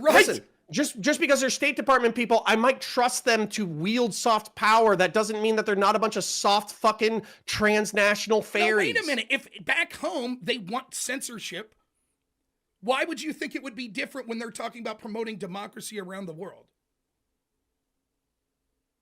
So you think back home, the State so hold on. So because a Democrat like, I don't know, Leslie Jones says that hate speech and free speech aren't the same thing, then the National Endowment for Democracy disagrees with the principle of free speech, period. Well, there's evidence that they disagree because they push for places like they did with Zunzania, the fake Twitter in Cuba. That's what they pushed for, was controlling the narrative and not allowing free speech. They pushed for judges and politicians that were to do this. Let me finish. Hold on. No. You just said something so fundamentally incorrect, it's fucking mind-blowing. USAID was pushing for a Twitter in Cuba, and you're saying that was to limit Cubans' free speech? What they were doing there is that they were pushing for politicians that would then limit free speech when they were in office to be able to resort to go against. No, Rob. Yes. You are fundamentally factually Connor. Incorrect. That is absolutely Rob, stop. I'm not going to let you keep filibustering. I'm going to say my piece. I'm going to say my piece, and then you'll have your opportunity to say your piece. You say your piece, and I'm going to contradict it almost immediately. You can. So including that we saw in this statement from the National Endowment of Democracy, they said that the threatening party was, quote, what we needed to root out was, quote, populism, the definition of which would be the will of the people. The way that this works is constantly they promote free speech in areas constantly because they see that free speech leading to a color revolution. Then when the party of power gets in that we want, they suggest that they lock up the oppositional party, and then they support measures that are against free speech of criticizing the current regime. That is the case that occurs over and over. We could even see that happening in Ukraine. That's exactly what they do. So yes, they promote free speech at first, and then they promote censorship. I want to talk about Cuba. I heard what you said. I'll try to factor it into what the fuck I'm going to say. All right? In Cuba, a decade ago, the USAID office, which honestly I think is a little underhanded, but I think it's pretty cool. They were trying to create a social media app in Cuba and promote it and get people to use it, because right now Cuba is under an authoritarian communist regime and they don't currently have freedom of speech. And so what they were trying to do is get people onto this so it would be secure away from the government so that they could have coordination for protesters and for revolutionaries to protest an authoritarian communist regime. I think that's good. Why is that bad? It's bad because we shouldn't be interfering in other countries. And when we do, and there's blowback, when you see the obvious let's blowback, move on to the tweet. 1 million dead. So again, I noticed you skipped the part about populism, fighting populism. I noticed you skipped that part. Why should I, a populist, want my tax dollars being going to funding for the sole mission of rooting out populism around the world and back home? Because, in my opinion, in my humble opinion, it's because populists oftentimes cultivate around an individual who doesn't care about the rule of law and then erodes and destroys republics. Yeah, go fuck yourself. I think that Just goes because along. Your opinion is that the will of the people and their democratically elected leaders of being populism, because you think that it could lead to that leader being bad, so you're okay with our tax dollars stamping it out around the world, is a fucking joke. That is anti-democratic. No. See, here's why I'm not a Democrat, and you actually spiritually are. The demos, the people, are fucking retarded. And this conversation is actually partially evidence of it. You have the geopolitical analysis of a fucking 8th grader. You don't know shit about It's horrible. This. What are you talking about? You keep speaking What am I with talking such about? arrogance. I don't I want know us all to about do this. soft I have power or hard geopolitical power knowledge. overseas because interfering in other people's business is bad. It is That's the geopolitical analysis of How a did it work fucking out in 8th Ukraine? grader. We got 1 million people injured or dead. How about Libya? How did it work out there? How did it work out there? How did what? How did it work out in Libya? How did it work out in South Korea? I don't know. You tell me. How did it work out in Europe? You tell me. It worked out great. So it's awesome. You're saying we installed governments all around Europe and it worked out awesome and great? That's what you're saying? We invaded like we did Afghanistan, like we did Libya, like we did Ukraine. Yeah, I don't think so. I think that we could see a recent history of these interventionist policies being disastrous. This is why I said that your geopolitical understanding is that of a middle schooler. How did the republicanism of arming the Mujahideen work out for us? Great. It did. It worked out great. 9/11, great. We didn't train bin Laden. We trained the Haqqani network. So, nonetheless, it led to the creation Nonetheless, we destroyed the Soviet fucking Union. So I just want to be clear. Now we understand why the Soviets, or now Russia, would want to invade. Because you're admitting, of course, the United States does this to fuck with them. Yeah, the Soviet Union was a dystopian fucking nightmare that deserved to burn in the deepest Connor, pits of hell. Do you not agree? I don't think that because it's your personal preference that you don't like populism, that you think that my tax dollars should be forced to rid out populism here and around the world is something that's justified. Go fuck yourself. Okay, go fuck yourself too. Let's talk about the tweet. For republicanism and representative democracy, it's a fucking joke. No, it's not. Let's talk about the tweet. That's antithetical to democracy and representative democracy. No, it's not. Yes, saying that we should use tax dollars to force out politicians that have a political party that you don't like or political ideology Rob, that you don't like. You know what, Rob?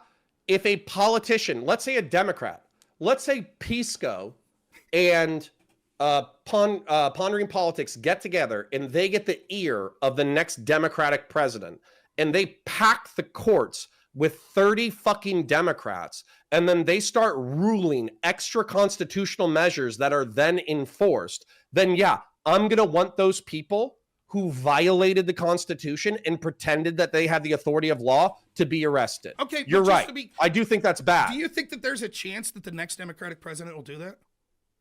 I do think there's a chance. So I think the Democratic thing to do then is use our tax dollars to destroy the Democratic Party. Fair enough? Okay.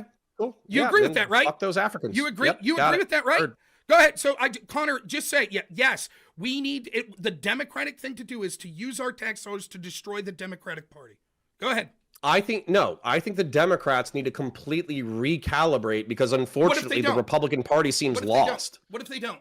So now it's okay because we say, oh, clearly they're I fight tooth and nail for what I believe in against fucking cunts like you who again have the understanding of geopolitics of a fucking middle schooler. Like me. Yeah. So you can see. So let's get to the tweet. Read the tweet. Yeah. And then it's a simple yes/no question. So you answer first, then I'll answer. Sure. By the way, the only reason I'm doing this is because your wife was funny on X. She can be rude. It didn't bother me. She's pretty funny. It did not bother me at all. I hope, listen, on all seriousness, fuck you. You're a sack of shit for what you're saying here. But I've never insulted your family and don't plan on it. I will go at her because she came at me online. But I told her. I was not like. I told her. She wanted me to defend her honor, and I was like, you went crazy at Rob. Rob can say a little bit of crazy shit back. Fair's fair. I don't think I was going over the line or anything. But okay. It didn't bother me at all. I thought it was funny. So. Okay.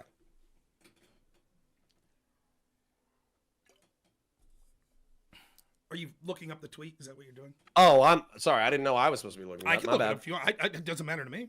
Well, I mean, I think I have the quote. I mean, basically, the quote is what I wrote down. What was it? It was what a man commits no crime. A man who saves his country commits no crime. I'll look it up though. Trump, a man who commits no crime. Oh wait. A man who saves his country commits no crime. He who saves the nation violates no law. A man who saves his country commits no crime. Okay, close enough. Okay, you say and I'm looking for it. No. It's Napoleon. Right. It's obviously a Napoleon quote. Right. You said it's a simple yes/no question.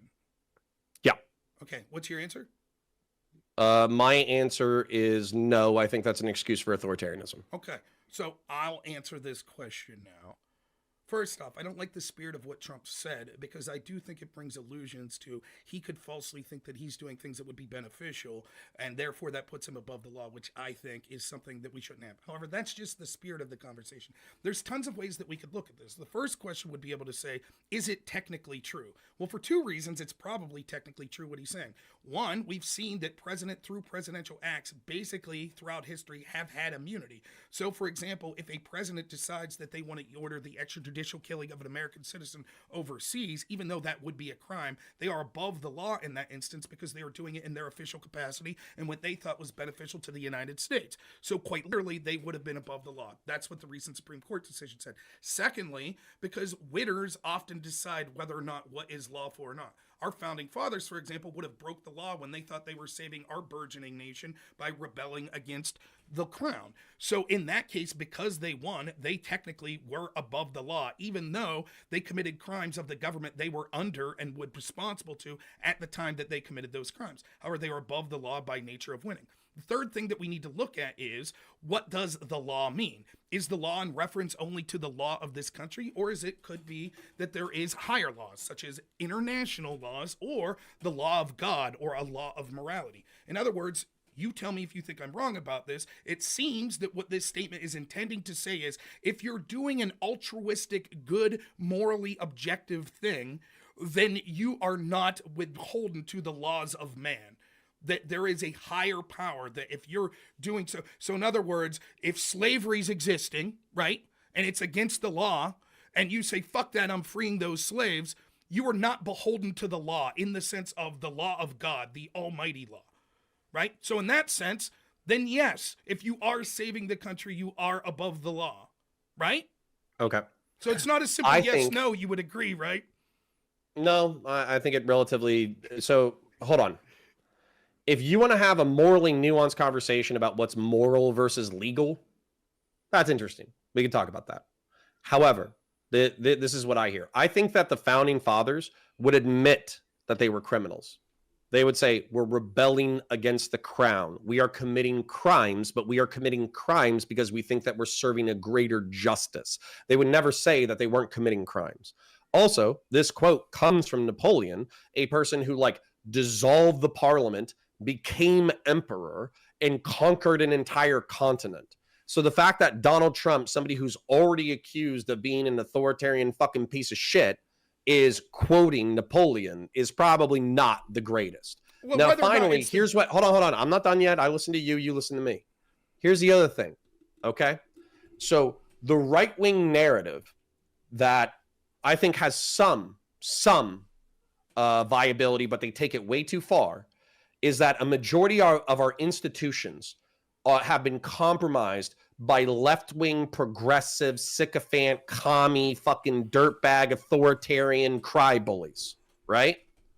And so as a result of that, the republic is effectively already dead because the freedom and the Constitution and freedom of conscience, right to self-defense, is constantly under attack by members of our own governmental institutions and academic institutions. And so, for me, I'm seeing this as Trump excusing his own behavior with January 6th. I see him as excusing his own behavior if it comes to defying the courts. And so, no, I think this is him shooting a cannonball across the bow saying, hey, I'm thinking about doing some anti-Republican shit. And honestly, I think anybody who cares about the Republic should rightfully be furious. So that's interesting. It's not as simple as a yes/no question. Let's go specifically. You brought up the founding fathers. Well, it's a simple yes if you're a constitutionalist. You brought up the founding fathers, right? Now, it's interesting because when they're thinking of law, they're not thinking of just what the law is. They're admitting to being lawbreakers. They're talking about this in the sense of sort of this higher good, this higher power, right? So you trying to get out of this on a technicality, well, they would have admitted they were lawbreakers. Let's see what the founding fathers said. This is Thomas Jefferson. Quote, a strict observance of the written laws is doubtless one of the high duties of a good citizen, but it's not the highest. The laws of necessity, of self-preservation, of saving our country when in danger are of higher obligation. To lose our country by scrupulous adherence to written law would be to lose the law itself, with life, liberty, property, and all of those who are enjoying them with us, thus absurdly sacrificing the end to the means. So it's clear that Thomas Jefferson would agree with the spirit of what Trump said in the context if we're just looking at it in a vacuum. Yeah, he would say, hold on. Let's add even more context. Thomas Jefferson was here at the birth of the nation. Right? So, and then he also endured the first 30 years in which they were in existential, continual existential crises of the country. Are we in an existential crisis right now? Depends on how you look at it. it's irrelevant to the example, to the question anyways.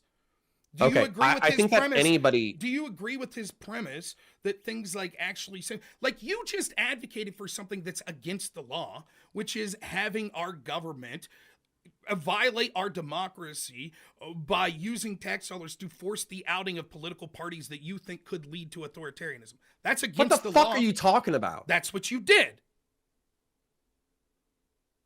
Rob, I feel like you have a comprehension issue. Oh, okay. I said that USAID going to Poland, and they had a bunch of people who circumvented their own constitution and their own laws, and them advocating to hold people accountable to the laws of their own nation is acceptable. When the fuck did I say that United States citizens should be held to some different fucking standard? What the fuck are you talking about? Remember when you talked about the Democratic Party and people like Pisco and that would have been undemocratic and done things to ruin the country, like packing the courts? And then I asked you, okay, well, if that's who they're because it would be do, extra constitutional and extra legal. Okay, so at that point, if you suspect that's what they're going to do, and you strongly suspect that, should people in our country break the law in the sense of sabotaging that campaign in order to stop that from occurring? Yes or no? You have to balance threat. Exactly what the quote is saying. Probability of threat. Or Pisco, that's who you're acting like. Right, that's the point. So you're saying that Trump's quote is accurate. You just disagree that he's saving the country. I would never, no. You need to be very careful with what you're saying. You just said, extra legal and extra constitutional are illegal in their own definition. Sure. So if Pisco and Pondering did extra legal, extra constitutional shit in order to do something that was heinous, I of course would want to hold them accountable to the law. That has nothing to do with it. Now, let's separate that idea. Wait a minute. Let's push that over there. Real quick. Them wanting a politician that would pack the court. Packing the court isn't necessarily illegal. And them just voting for someone that you suspect might do that also isn't illegal. So how's this relevant to what we're talking about? Bro. You just said, it seemed to be what you were saying is, well, wait a minute. If I thought that they were pushing for someone that would pack the court, I think that would be so damaging to the country that we have to balance whether or not it'd be worth doing some illegal shit to prevent that from occurring. That's what you were saying, right? Yeah, but I would never not call myself a criminal. Okay, so then in the spirit of what Trump's saying, you would agree with it. You would just say, sure, I'm a criminal, whatever, it's worth it. No, you would say, I'm a fucking criminal, but there's shit that's higher than the law, like Jefferson just said in the quote that you just read. It's so stupid. Again, it's not just about... No, it's not, Rob. It's not stupid. It is clear. It's not stupid. It's not stupid. Shut the fuck up and listen. The quote that Trump said is not, I'm a criminal, but there are some things that are higher than the law. That's not what the quote says. What did Napoleon mean? The quote says, a person who saves his country commits no crime. And the person who said it was a person who dissolved his government and became emperor. What do you think he meant when you he understand that, right? Do you think if you would have asked Napoleon, hey, you understand that, right? Yes. Now I'm responding to you, Mr. 133 IQ middle school. Do you think that if you could have asked Napoleon at the time and said, do you think that technically this would be against the law if someone usurped the country? He would say, well, of course it's against the laws of this illegitimate country now. But I'm just thinking their laws are illegitimate because there's a higher law. That's what the quote means. I don't think Napoleon is retarded. I'm sure he would actually follow what I was saying. Sure. Right. That's what the quote means that Trump's quoting. No. Yes. No. So you're saying Napoleon would have been like, no, I'm not breaking any laws. You're creating an entirely additional context. I am not. That's exactly, you are. That's exactly what's meant. Let's talk about some specific things. You are, dude. You're literally sweeping for authoritarian apologia. It's not sweeping for authoritarian apologia. You're giving the. Yes, it is. It is not. You can't. It's not. Okay, hold on. A logical I am the law. I am the law. Therefore, I can break no law. Is that an authoritarian statement? Yes or no, Rob? No. Bullshit. So let You me don't even explain- believe So that. let me explain. You don't even believe Let that. me You don't explain- believe that. Let me explain. Based on the rationale that you gave, it doesn't matter what I say. Based on your own rationale, you said that yes, there would be things greater than the law, that it would be worth breaking the law to do to save the country, to save democracy, etc. You said, you've alluded to that several times throughout this conversation, and you blatantly said it. Yeah, here at recently. no point would I never say that what those you're people trying to aren't do, criminals. Now what you're trying to do is say, oh, what Napoleon actually meant, what that quote actually means is that they're not actually criminals, right? Which is stupid. Clearly they're actually criminals. He's not saying that there's a higher power. Yes or no? Was Napoleon? Rob. No. I answered your yes. No. You're, and I have to have a are you this conversation with stupid? a 300-year-old dead French guy. Are you this stupid? Okay, no, Are it's you not. that stupid? It's not, and I'm going to explain why. I'm going to ask you. You can explain explain why, and then you're going to answer a yes/no question. Okay? Great. Okay. So Napoleon came up during the monarchy and was part of the Revolution of France. And after the Revolution of France, there was a lot of chaos that he was a part of, but didn't assert authority over. He thought that the new French Parliament and the new French government was ineffectual and incapable of defending itself. And so as a result, he appointed himself emperor and conquered all of Europe. That's the context in it. So if I ask, Mr. Napoleon, did you break the laws of the French Republic by dissolving the parliament and then appointing yourself emperor? He would say, yeah, I might have broken their laws. However, I am the law now. I don't know why the fuck you're Conor, laughing. that's my exact argument, you fucking idiot. If Trump is quoting him, why wouldn't he believe the same thing? He's quoting it doesn't mean that he believes that he has to do everything Napoleon did. He's saying, just like Thomas Jefferson did, that there are things greater than the you're law inferring, in this I country. don't care. That's not. If you can't see it, it's you fine. You just said it. You just said Napoleon would clearly have said, at the time of this quote, Napoleon would have said, well, yes, clearly I technically broke the law. So the quote is meaning. So Rob, let's talk. you are asking me to not use my eyes and not use my ears. No, what you're saying Trump has said repeatedly that every major American institution on the planet is infested with communists and anti-American revolutionaries. He has said, hold on, I'm not done. I'm not even close to done. It's completely relevant. I know you need to filibuster again. I'm not filibustering at all. This is exactly relevant to the point. I'm going to talk. I'm going to say it. What you're saying right now I'm is going to say it. completely You're just irrelevant. wasting time. You're just wasting time, and it's not irrelevant at all. It is. Trump, for the past decade, has said that American politicians are completely inept, completely corrupt. All of our institutions are infested with left-wing revolutionaries who are slowly strangling the republic, and he is the one man who can save us all. He has said repeatedly in 2016, in 2020, and in 2024 that he was the one man who could save the republic from itself. And then in 2020, he went ahead and did this cute little protest called January 6th, where he tried to lie about the outcomes of the election, not prove the fraud, and prevent the next president from coming into office. So the only reason why Trump is not Napoleon is because he has balls the size of fucking acorns. But you better fucking believe that if he actually had some fucking stones, he would want to be Napoleon. So if you say, oh, actually Trump means it in this cute different way, you're fucking lying either to me or you're lying to yourself. And I don't care which one it is. So this is all completely irrelevant. Conor, big ball Conor. It's all completely irrelevant. It's exactly relevant.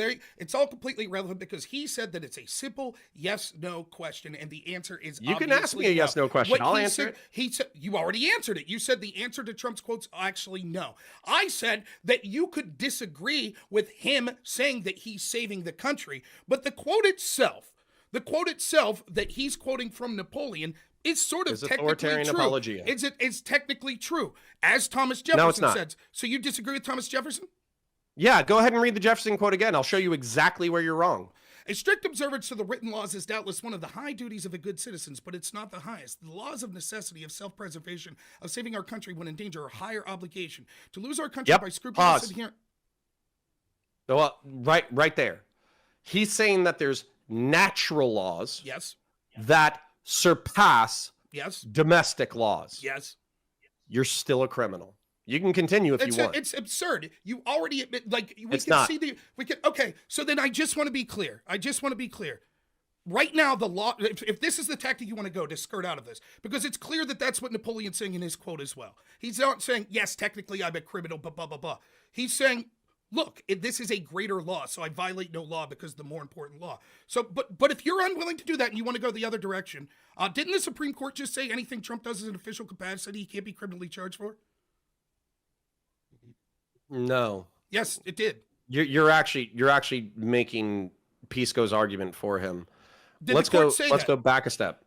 Answer the question. Did the court say that? Answer the question. Did they say that anything that Trump... Hold on.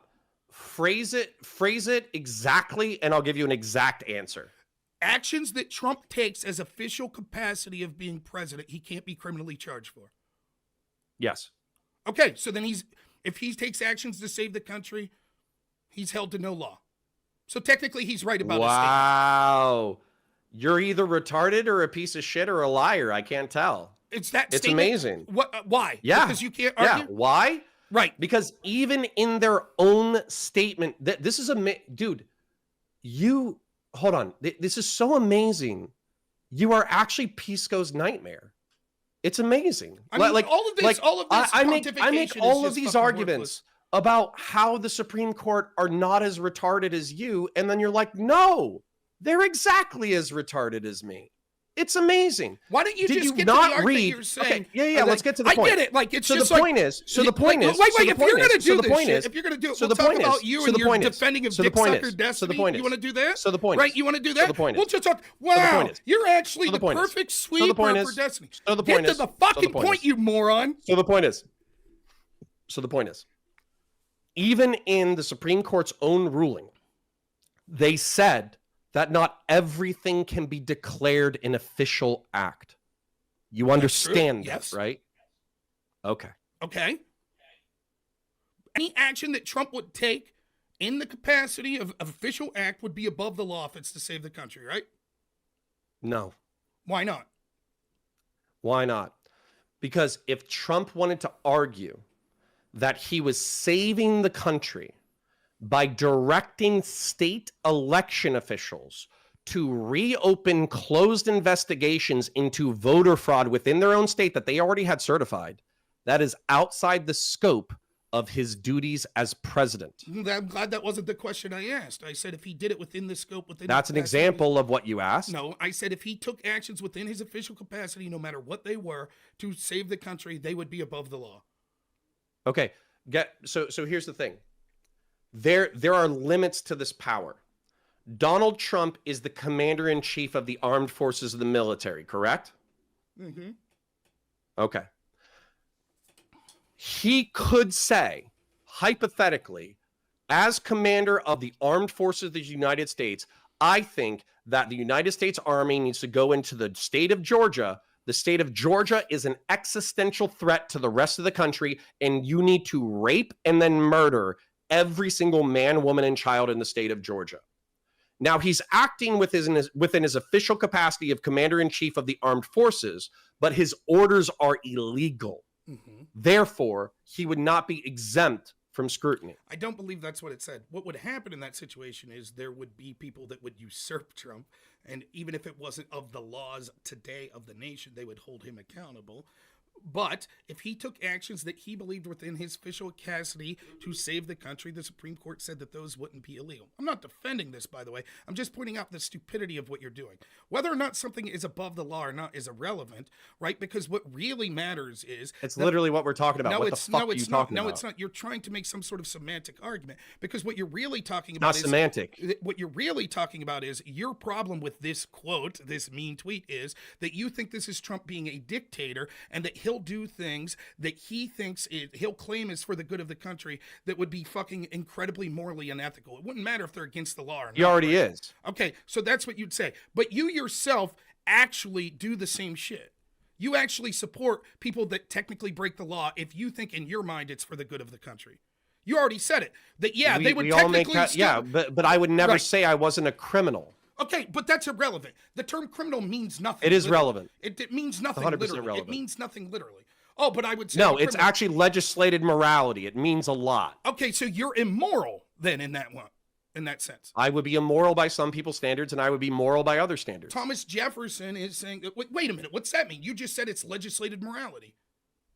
Yes. So if you break the law, you're immoral.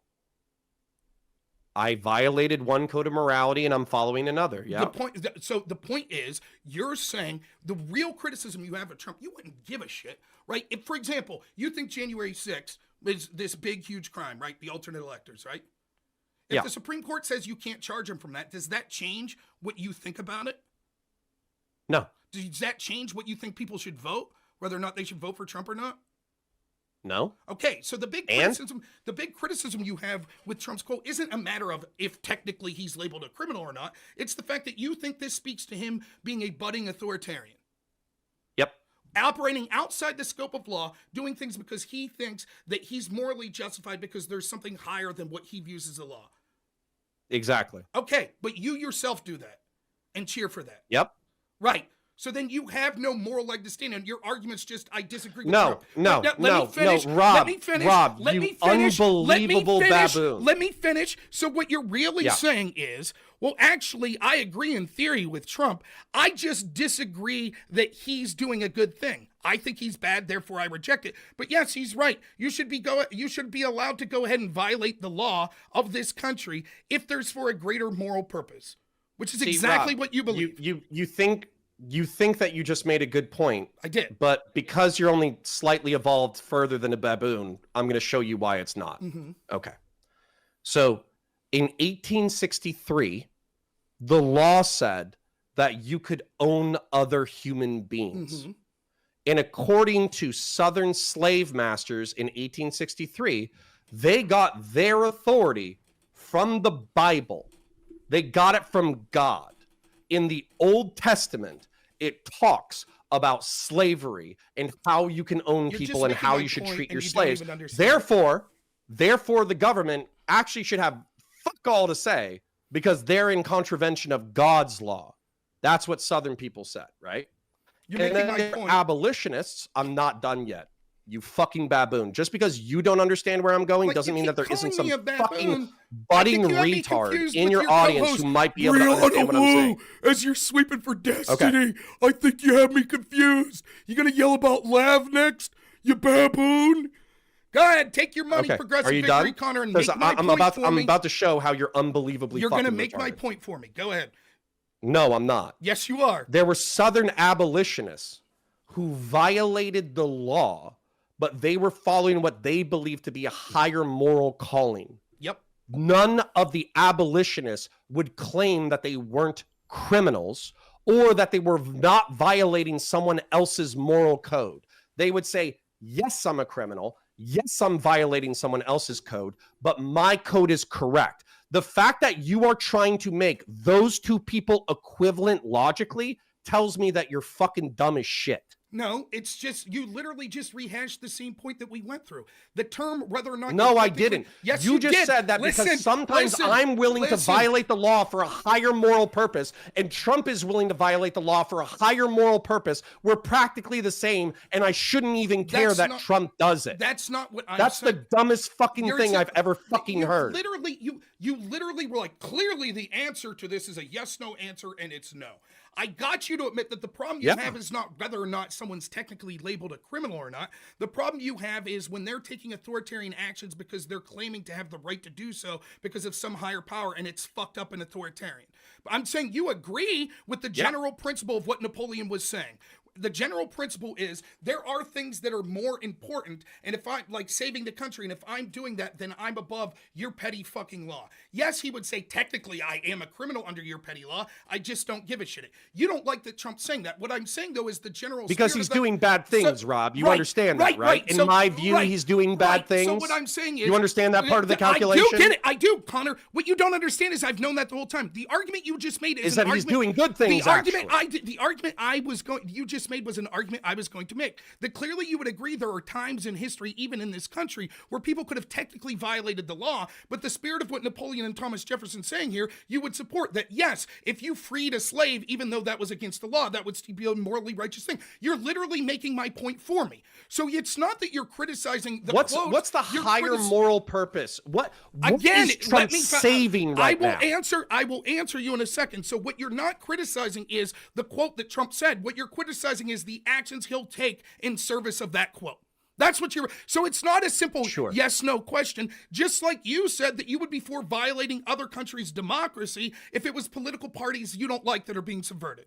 I still don't agree with your characterization, but for the sake of moving on, who gives a shit? So let's talk about things you've specifically done to show. You've cheered, for example, for Miley, who basically committed an act of treason by going to China and saying, hey, if Trump orders an attack on... You did. Stop. You did. Stop. Yeah. Let's talk about it. Okay. Let's talk about it. So China, there was chatter because the United States military can pretty much listen to any electronic device on the planet. And there was chatter that operations in the Pacific Theater might result in the United States fucking militarily attacking China. And they were actually concerned, and they were making military preparations in order to potentially preemptively strike the United States. General Milley called a Chinese counterpart and said, no, we are not going to be attacking you. And if I get an illegal order, I'm not going to obey it. What's your problem? It's treason.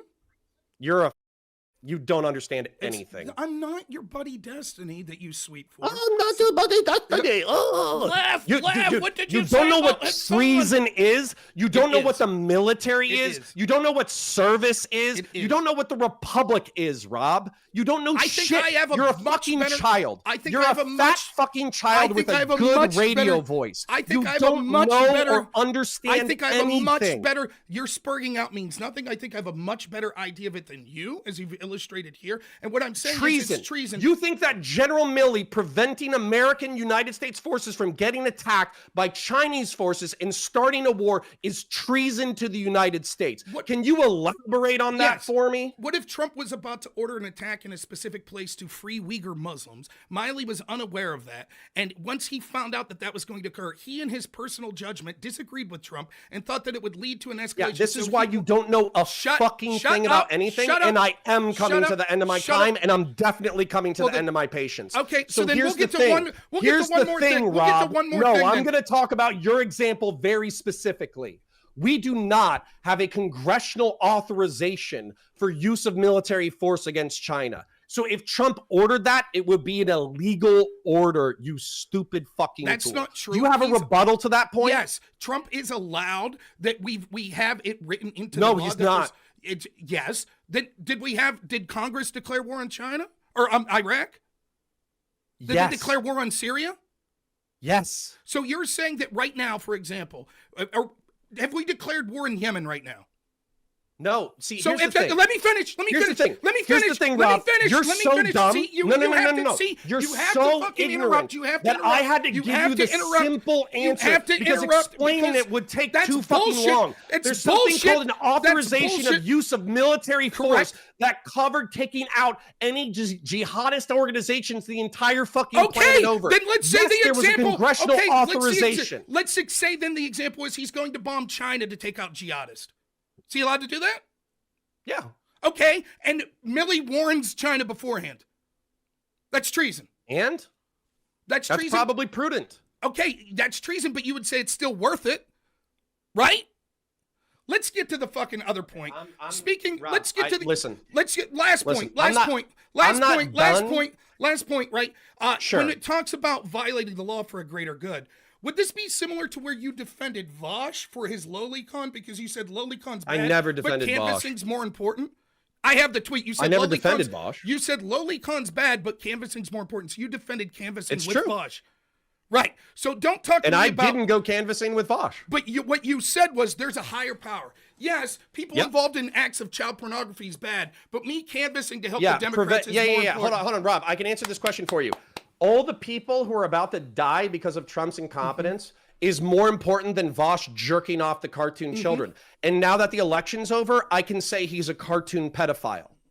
Yeah, but you wouldn't Are you happy say, now? You wouldn't say everything it during I the said election. was true. You wouldn't say it during the election. Everything I said was true. And you see, sorry, what's that? What's the question? You wouldn't say you were willing to defend that particular action, say canvassing what was more important during the election. Defend. Define defend. You think that I think it's good to jerk off to cartoon kids? No, I think you think it's good to work with people that jerk off to cartoon kids if it helps win an election. You don't even believe that in the own sentences that you just fucking said, you fucking moron. Your quote shows as much. Lolicon's bad, but canvassing's more important. It's good? Okay, hold on. We'll go one step at a time. Okay. Do you think that it's good to jerk off to cartoon kids? No. Do you think that I think that? I don't know. You do hang out with Brianna and Destiny and them, but I will say no. Brianna jerks off to cartoon kids? That's your new fucking precision? I don't know. You're fucked up. You anyways, all right, hold on. You know what, Rob, I don't need you to answer my questions because you're being a piece of shit. Okay, I'll go ahead and say it. Jerking off the cartoon kids is bad. Vosh is a piece of shit for jerking off the cartoon kids. He's a cartoon pedophile. If there was a cartoon of a child, there's a higher than average chance that he's going to jerk off to it. Okay? Now, here's the thing. I don't have the ability to affect the general election of the United States, but when I was looking at the sins of the world and I saw Vosh jerking off the cartoon kids and I saw people dying in fucking Africa and in Ukraine because of Trump's incompetence, I weighed those two and I said that people dying is more important than Vosh jerking off the fucking kids. And so as a result, I'm going to go ahead and participate in the electoral process despite my moral objections. Listen. Is that difficult for you to understand? It's not difficult at all. In fact, let's read. Okay, so hold on. I understand the need to filibuster to defend. I'm not done. I understand the need to filibuster here. Your president, the person that you've been defending all fucking night, he digitally raped a woman 30 years ago. No, and on top of that, he claimed in a video that it was okay that if you were rich and powerful, it's okay to finger women without their fucking consent because you're rich and powerful. They like it anyways. Do you condone Donald Trump allegedly fingering E. Jean Carroll 20 years ago? No, I don't. Why did you support Tara Do you Reid? think it's good to finger women against their consent? Notice how you're filibustering. I'm not filibustering. This is an almost exactly analogous point. It is not. Do you think that fingering women against their consent, hold on, do you think that fingering women against their consent is a good thing? No. Do you think that taking money? So, do you think you voted for him, right? It's okay. Now listen, everyone see Mr. Lolicon here. You voted for him. You took money. You said saving the Republic for Daddy Trump is more important than E. Jean Carroll getting fingered against her will 30 years ago. That's what you said, right? I don't believe E. Jean Carroll. You took money to vote. You took money to support the guy that digitally penetrated Tara Reid. Okay. So Did you? You took money to vote for the guy that sniffs children. I'm going to force you to admit this. You took money to vote for the guy who sniffs children. You took money to the guy who inappropriately showered with his children. You took money to the guy who sexually harassed several women, even Kamala Harris. Rob, I want you to say, yes, I took that money. I want you to say, I took that money. I knew that Tara Reid got digitally penetrated, and I took the money to help the guy that did it. Say it right now. Sure. There you go. Now, okay. So who's worse between us? I voted for Trump. You took money. You took money. Let's do you, Rob. You just admitted you know Tara Reid was digitally penetrated. I was honest. I'm going to force you to be honest. I will force you to be honest. No, I don't want to hear anything else. I'm going to ask you two questions. You just admitted that you think Biden digitally penetrated Tara Reid. We're not going anywhere. And you still took money. You just admitted that. I'm going to ask you two questions. I'm going to ask you two questions. I'm going to ask you two questions. I'm going to ask you two questions. We're wasting time. I'm going to ask you two questions. So you know that E. Jean Carroll alleged that Donald Trump fingered her without her consent 20 years ago. You know that was alleged. Yes, I don't believe her. Okay. You do believe Tara Reid. You just said Donald Trump on video said that when you're rich and powerful, you can walk up to women and grab them by the pussy and they let you do it. You know that audio exists. I do. I think that's locker room talk. Okay. But somehow, you don't think he did it. Correct. Even though he said he did it. No, he didn't. And you voted for him anyways. No, I don't. Do you ever? I know this might be weird for you, Conor. No, you don't. So he said he did it, and he was alleged to have done it, and you voted for him anyways? That's not the case. Can you tell me where he said, show me the quote where he said, I digitally penetrated E. Jean Carroll. Can you show me that? No, I didn't. So he just now I said that know- when you're rich and famous, you I can know- grab women by the pussy and they let you do it. I know is a destiny sweeper and as someone who's No, not very it's not a masculine, sweep thing, you're Rob. hanging around dudes You have like no Brianna Wu. consistency. Listen, You have no I understand- consistency. Listen, I just said that I knew that politicians committed crimes and I looked the other way for the greater good. You can't admit that you did the exact same thing. I did not. You fucking pussy. You fucking coward. You heard E. Jean Carroll allege that Donald Trump grabbed somebody by the pussy. And on top of that, you heard him say that he grabs women by the pussy without consent. And you voted for him anyways. And you can't admit it because you're a fucking coward. No, if you let me answer, I'll explain. The difference between us is as sure. follows. I'm happy to hear it. Right. One, I didn't take money to help them. You did. Second, I don't believe you voted for him. Second, I don't believe he did that to E. John Carroll. You do believe that. Even though she said she did. I don't give Even a though shit he said what he she did. said. No, he didn't. Show me the quote where he said I did this to E. John Carroll. Oh yeah, you can just grab women by the pussy when you're rich and powerful. They let you do it. It's locker room talk. Third, second, you pussy. said you believe. Coward. Second, everyone here, he admitted that he believed that Joe Biden penetrated Tara Reid and he still took money to work for him. Third, I know that Conor doesn't know this because he hangs out with dudes like Brianna Wu, and so he doesn't understand how normal guys may talk, but I'll guarantee there are people in Conor's life that have said shit that'll be like, oh yeah, man, I just like to bend over and do this. Conor's now saying if that guy's ever accused of anything akin to that, that he clearly did it. Even if he was just saying that in a drunken fucking conversation with Conor, he would say, yep, that guy clearly did it. So just to be clear, anyone who's ever made any sort of you're joke, a pussy and a coward. I got it. I just want to be clear. You're saying anyone who's made any sort of joke, any sort of fucking off-color comment, that if they're ever accused of something akin to that, they're absolutely guilty. That's your claim? Yep. No, it's not. And you're a pussy and a coward. So then where did Trump admit that he did this to E. John Carroll? We're well over time. So whatever you got left, let's do it. Okay. You clearly believe in the spirit of what Trump was saying. It's not a yes-no question. You're someone who fucking takes money from Progressive Victory knowing that they're corrupt. You think that all this is legitimate because you just fear the How other is side. PV corrupt?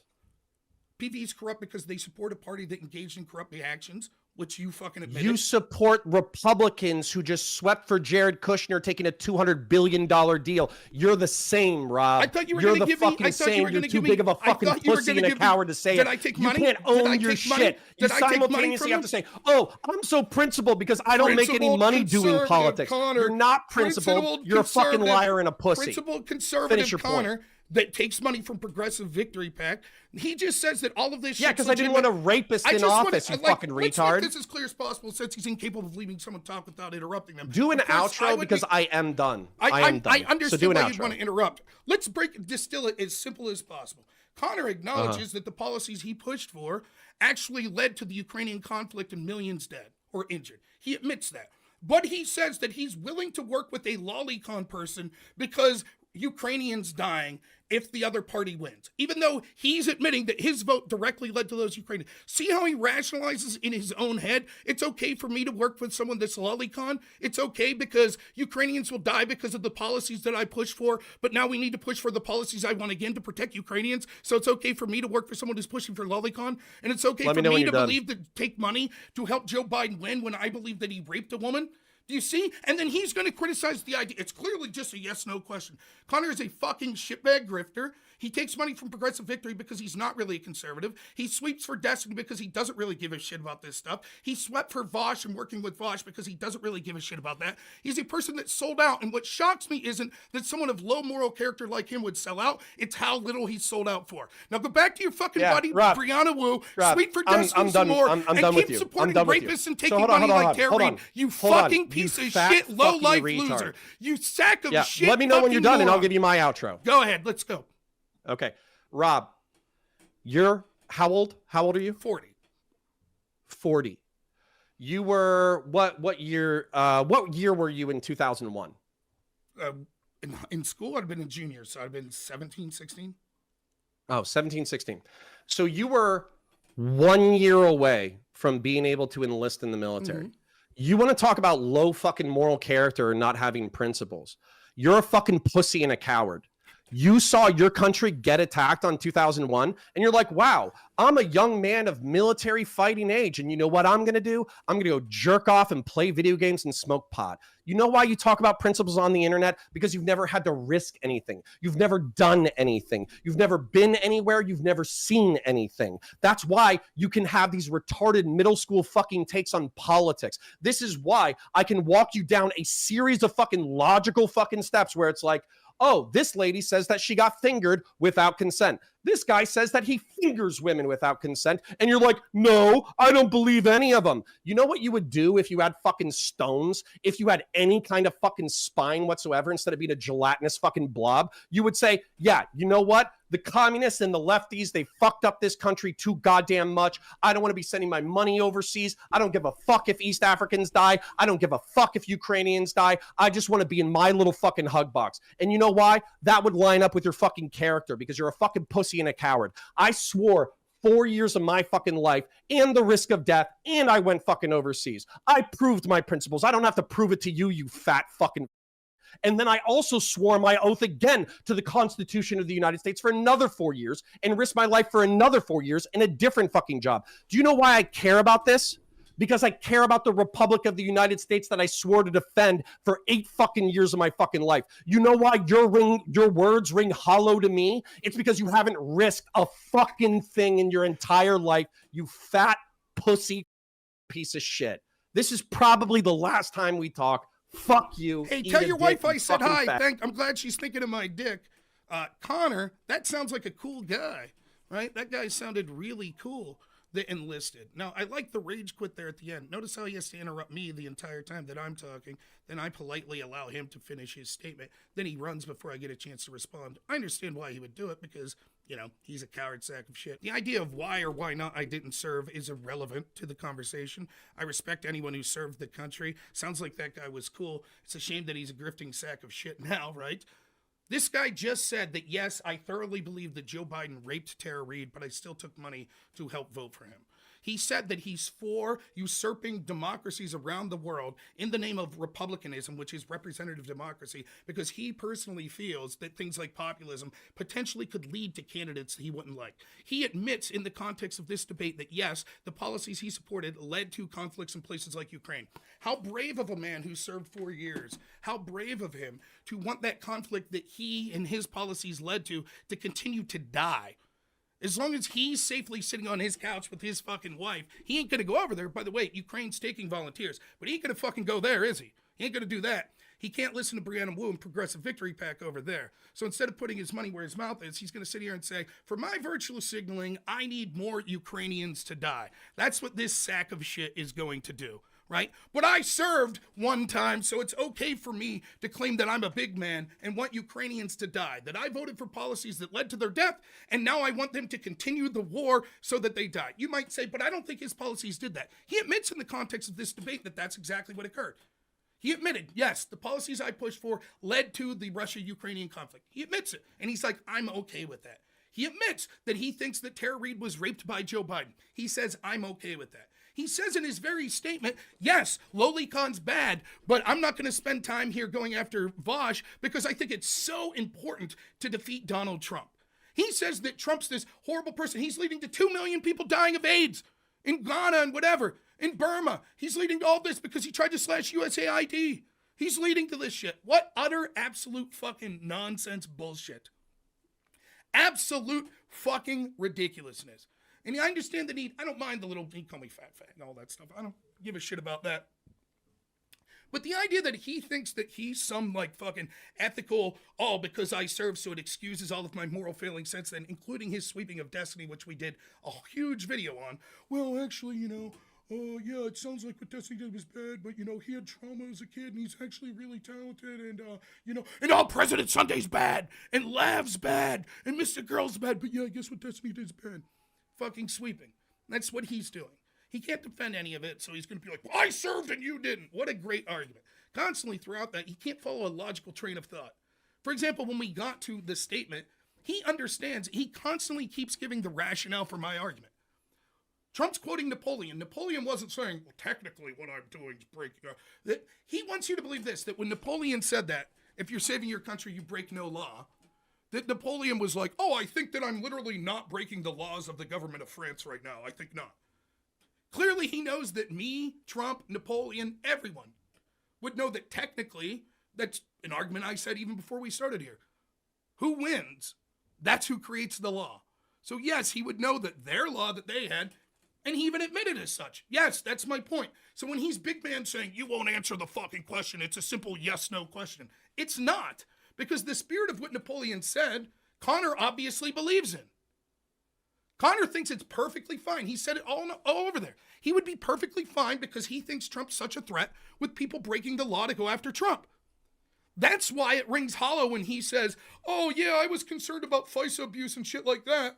Yeah, I guess it was bad. I believe the FBI swept up for the Bidens. Yeah, I believe the intel officials lied about this. Yeah, I believe that Joe Biden's quid pro quo was bullshit to protect his son. Yeah, I believe they impeached Trump for it, and I guess that's all bad. But you know what's worse? Eric Adams not being charged. That's what's worse. How can he come to that conclusion? Well, he's basically told you. Because I think Trump's so vile and evil that I don't give a shit. There's a higher moral calling. Whatever we have to do to stop him.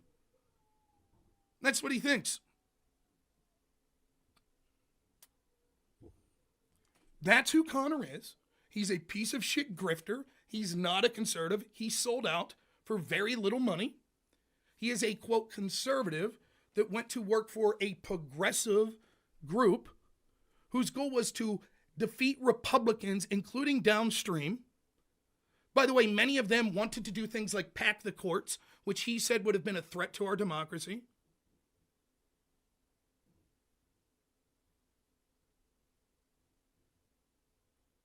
But it was okay. He took money to help them win, even down because Trump's so evil. So it's all okay. And Progressive Victory wanted to make them more progressive. That's their stated goal.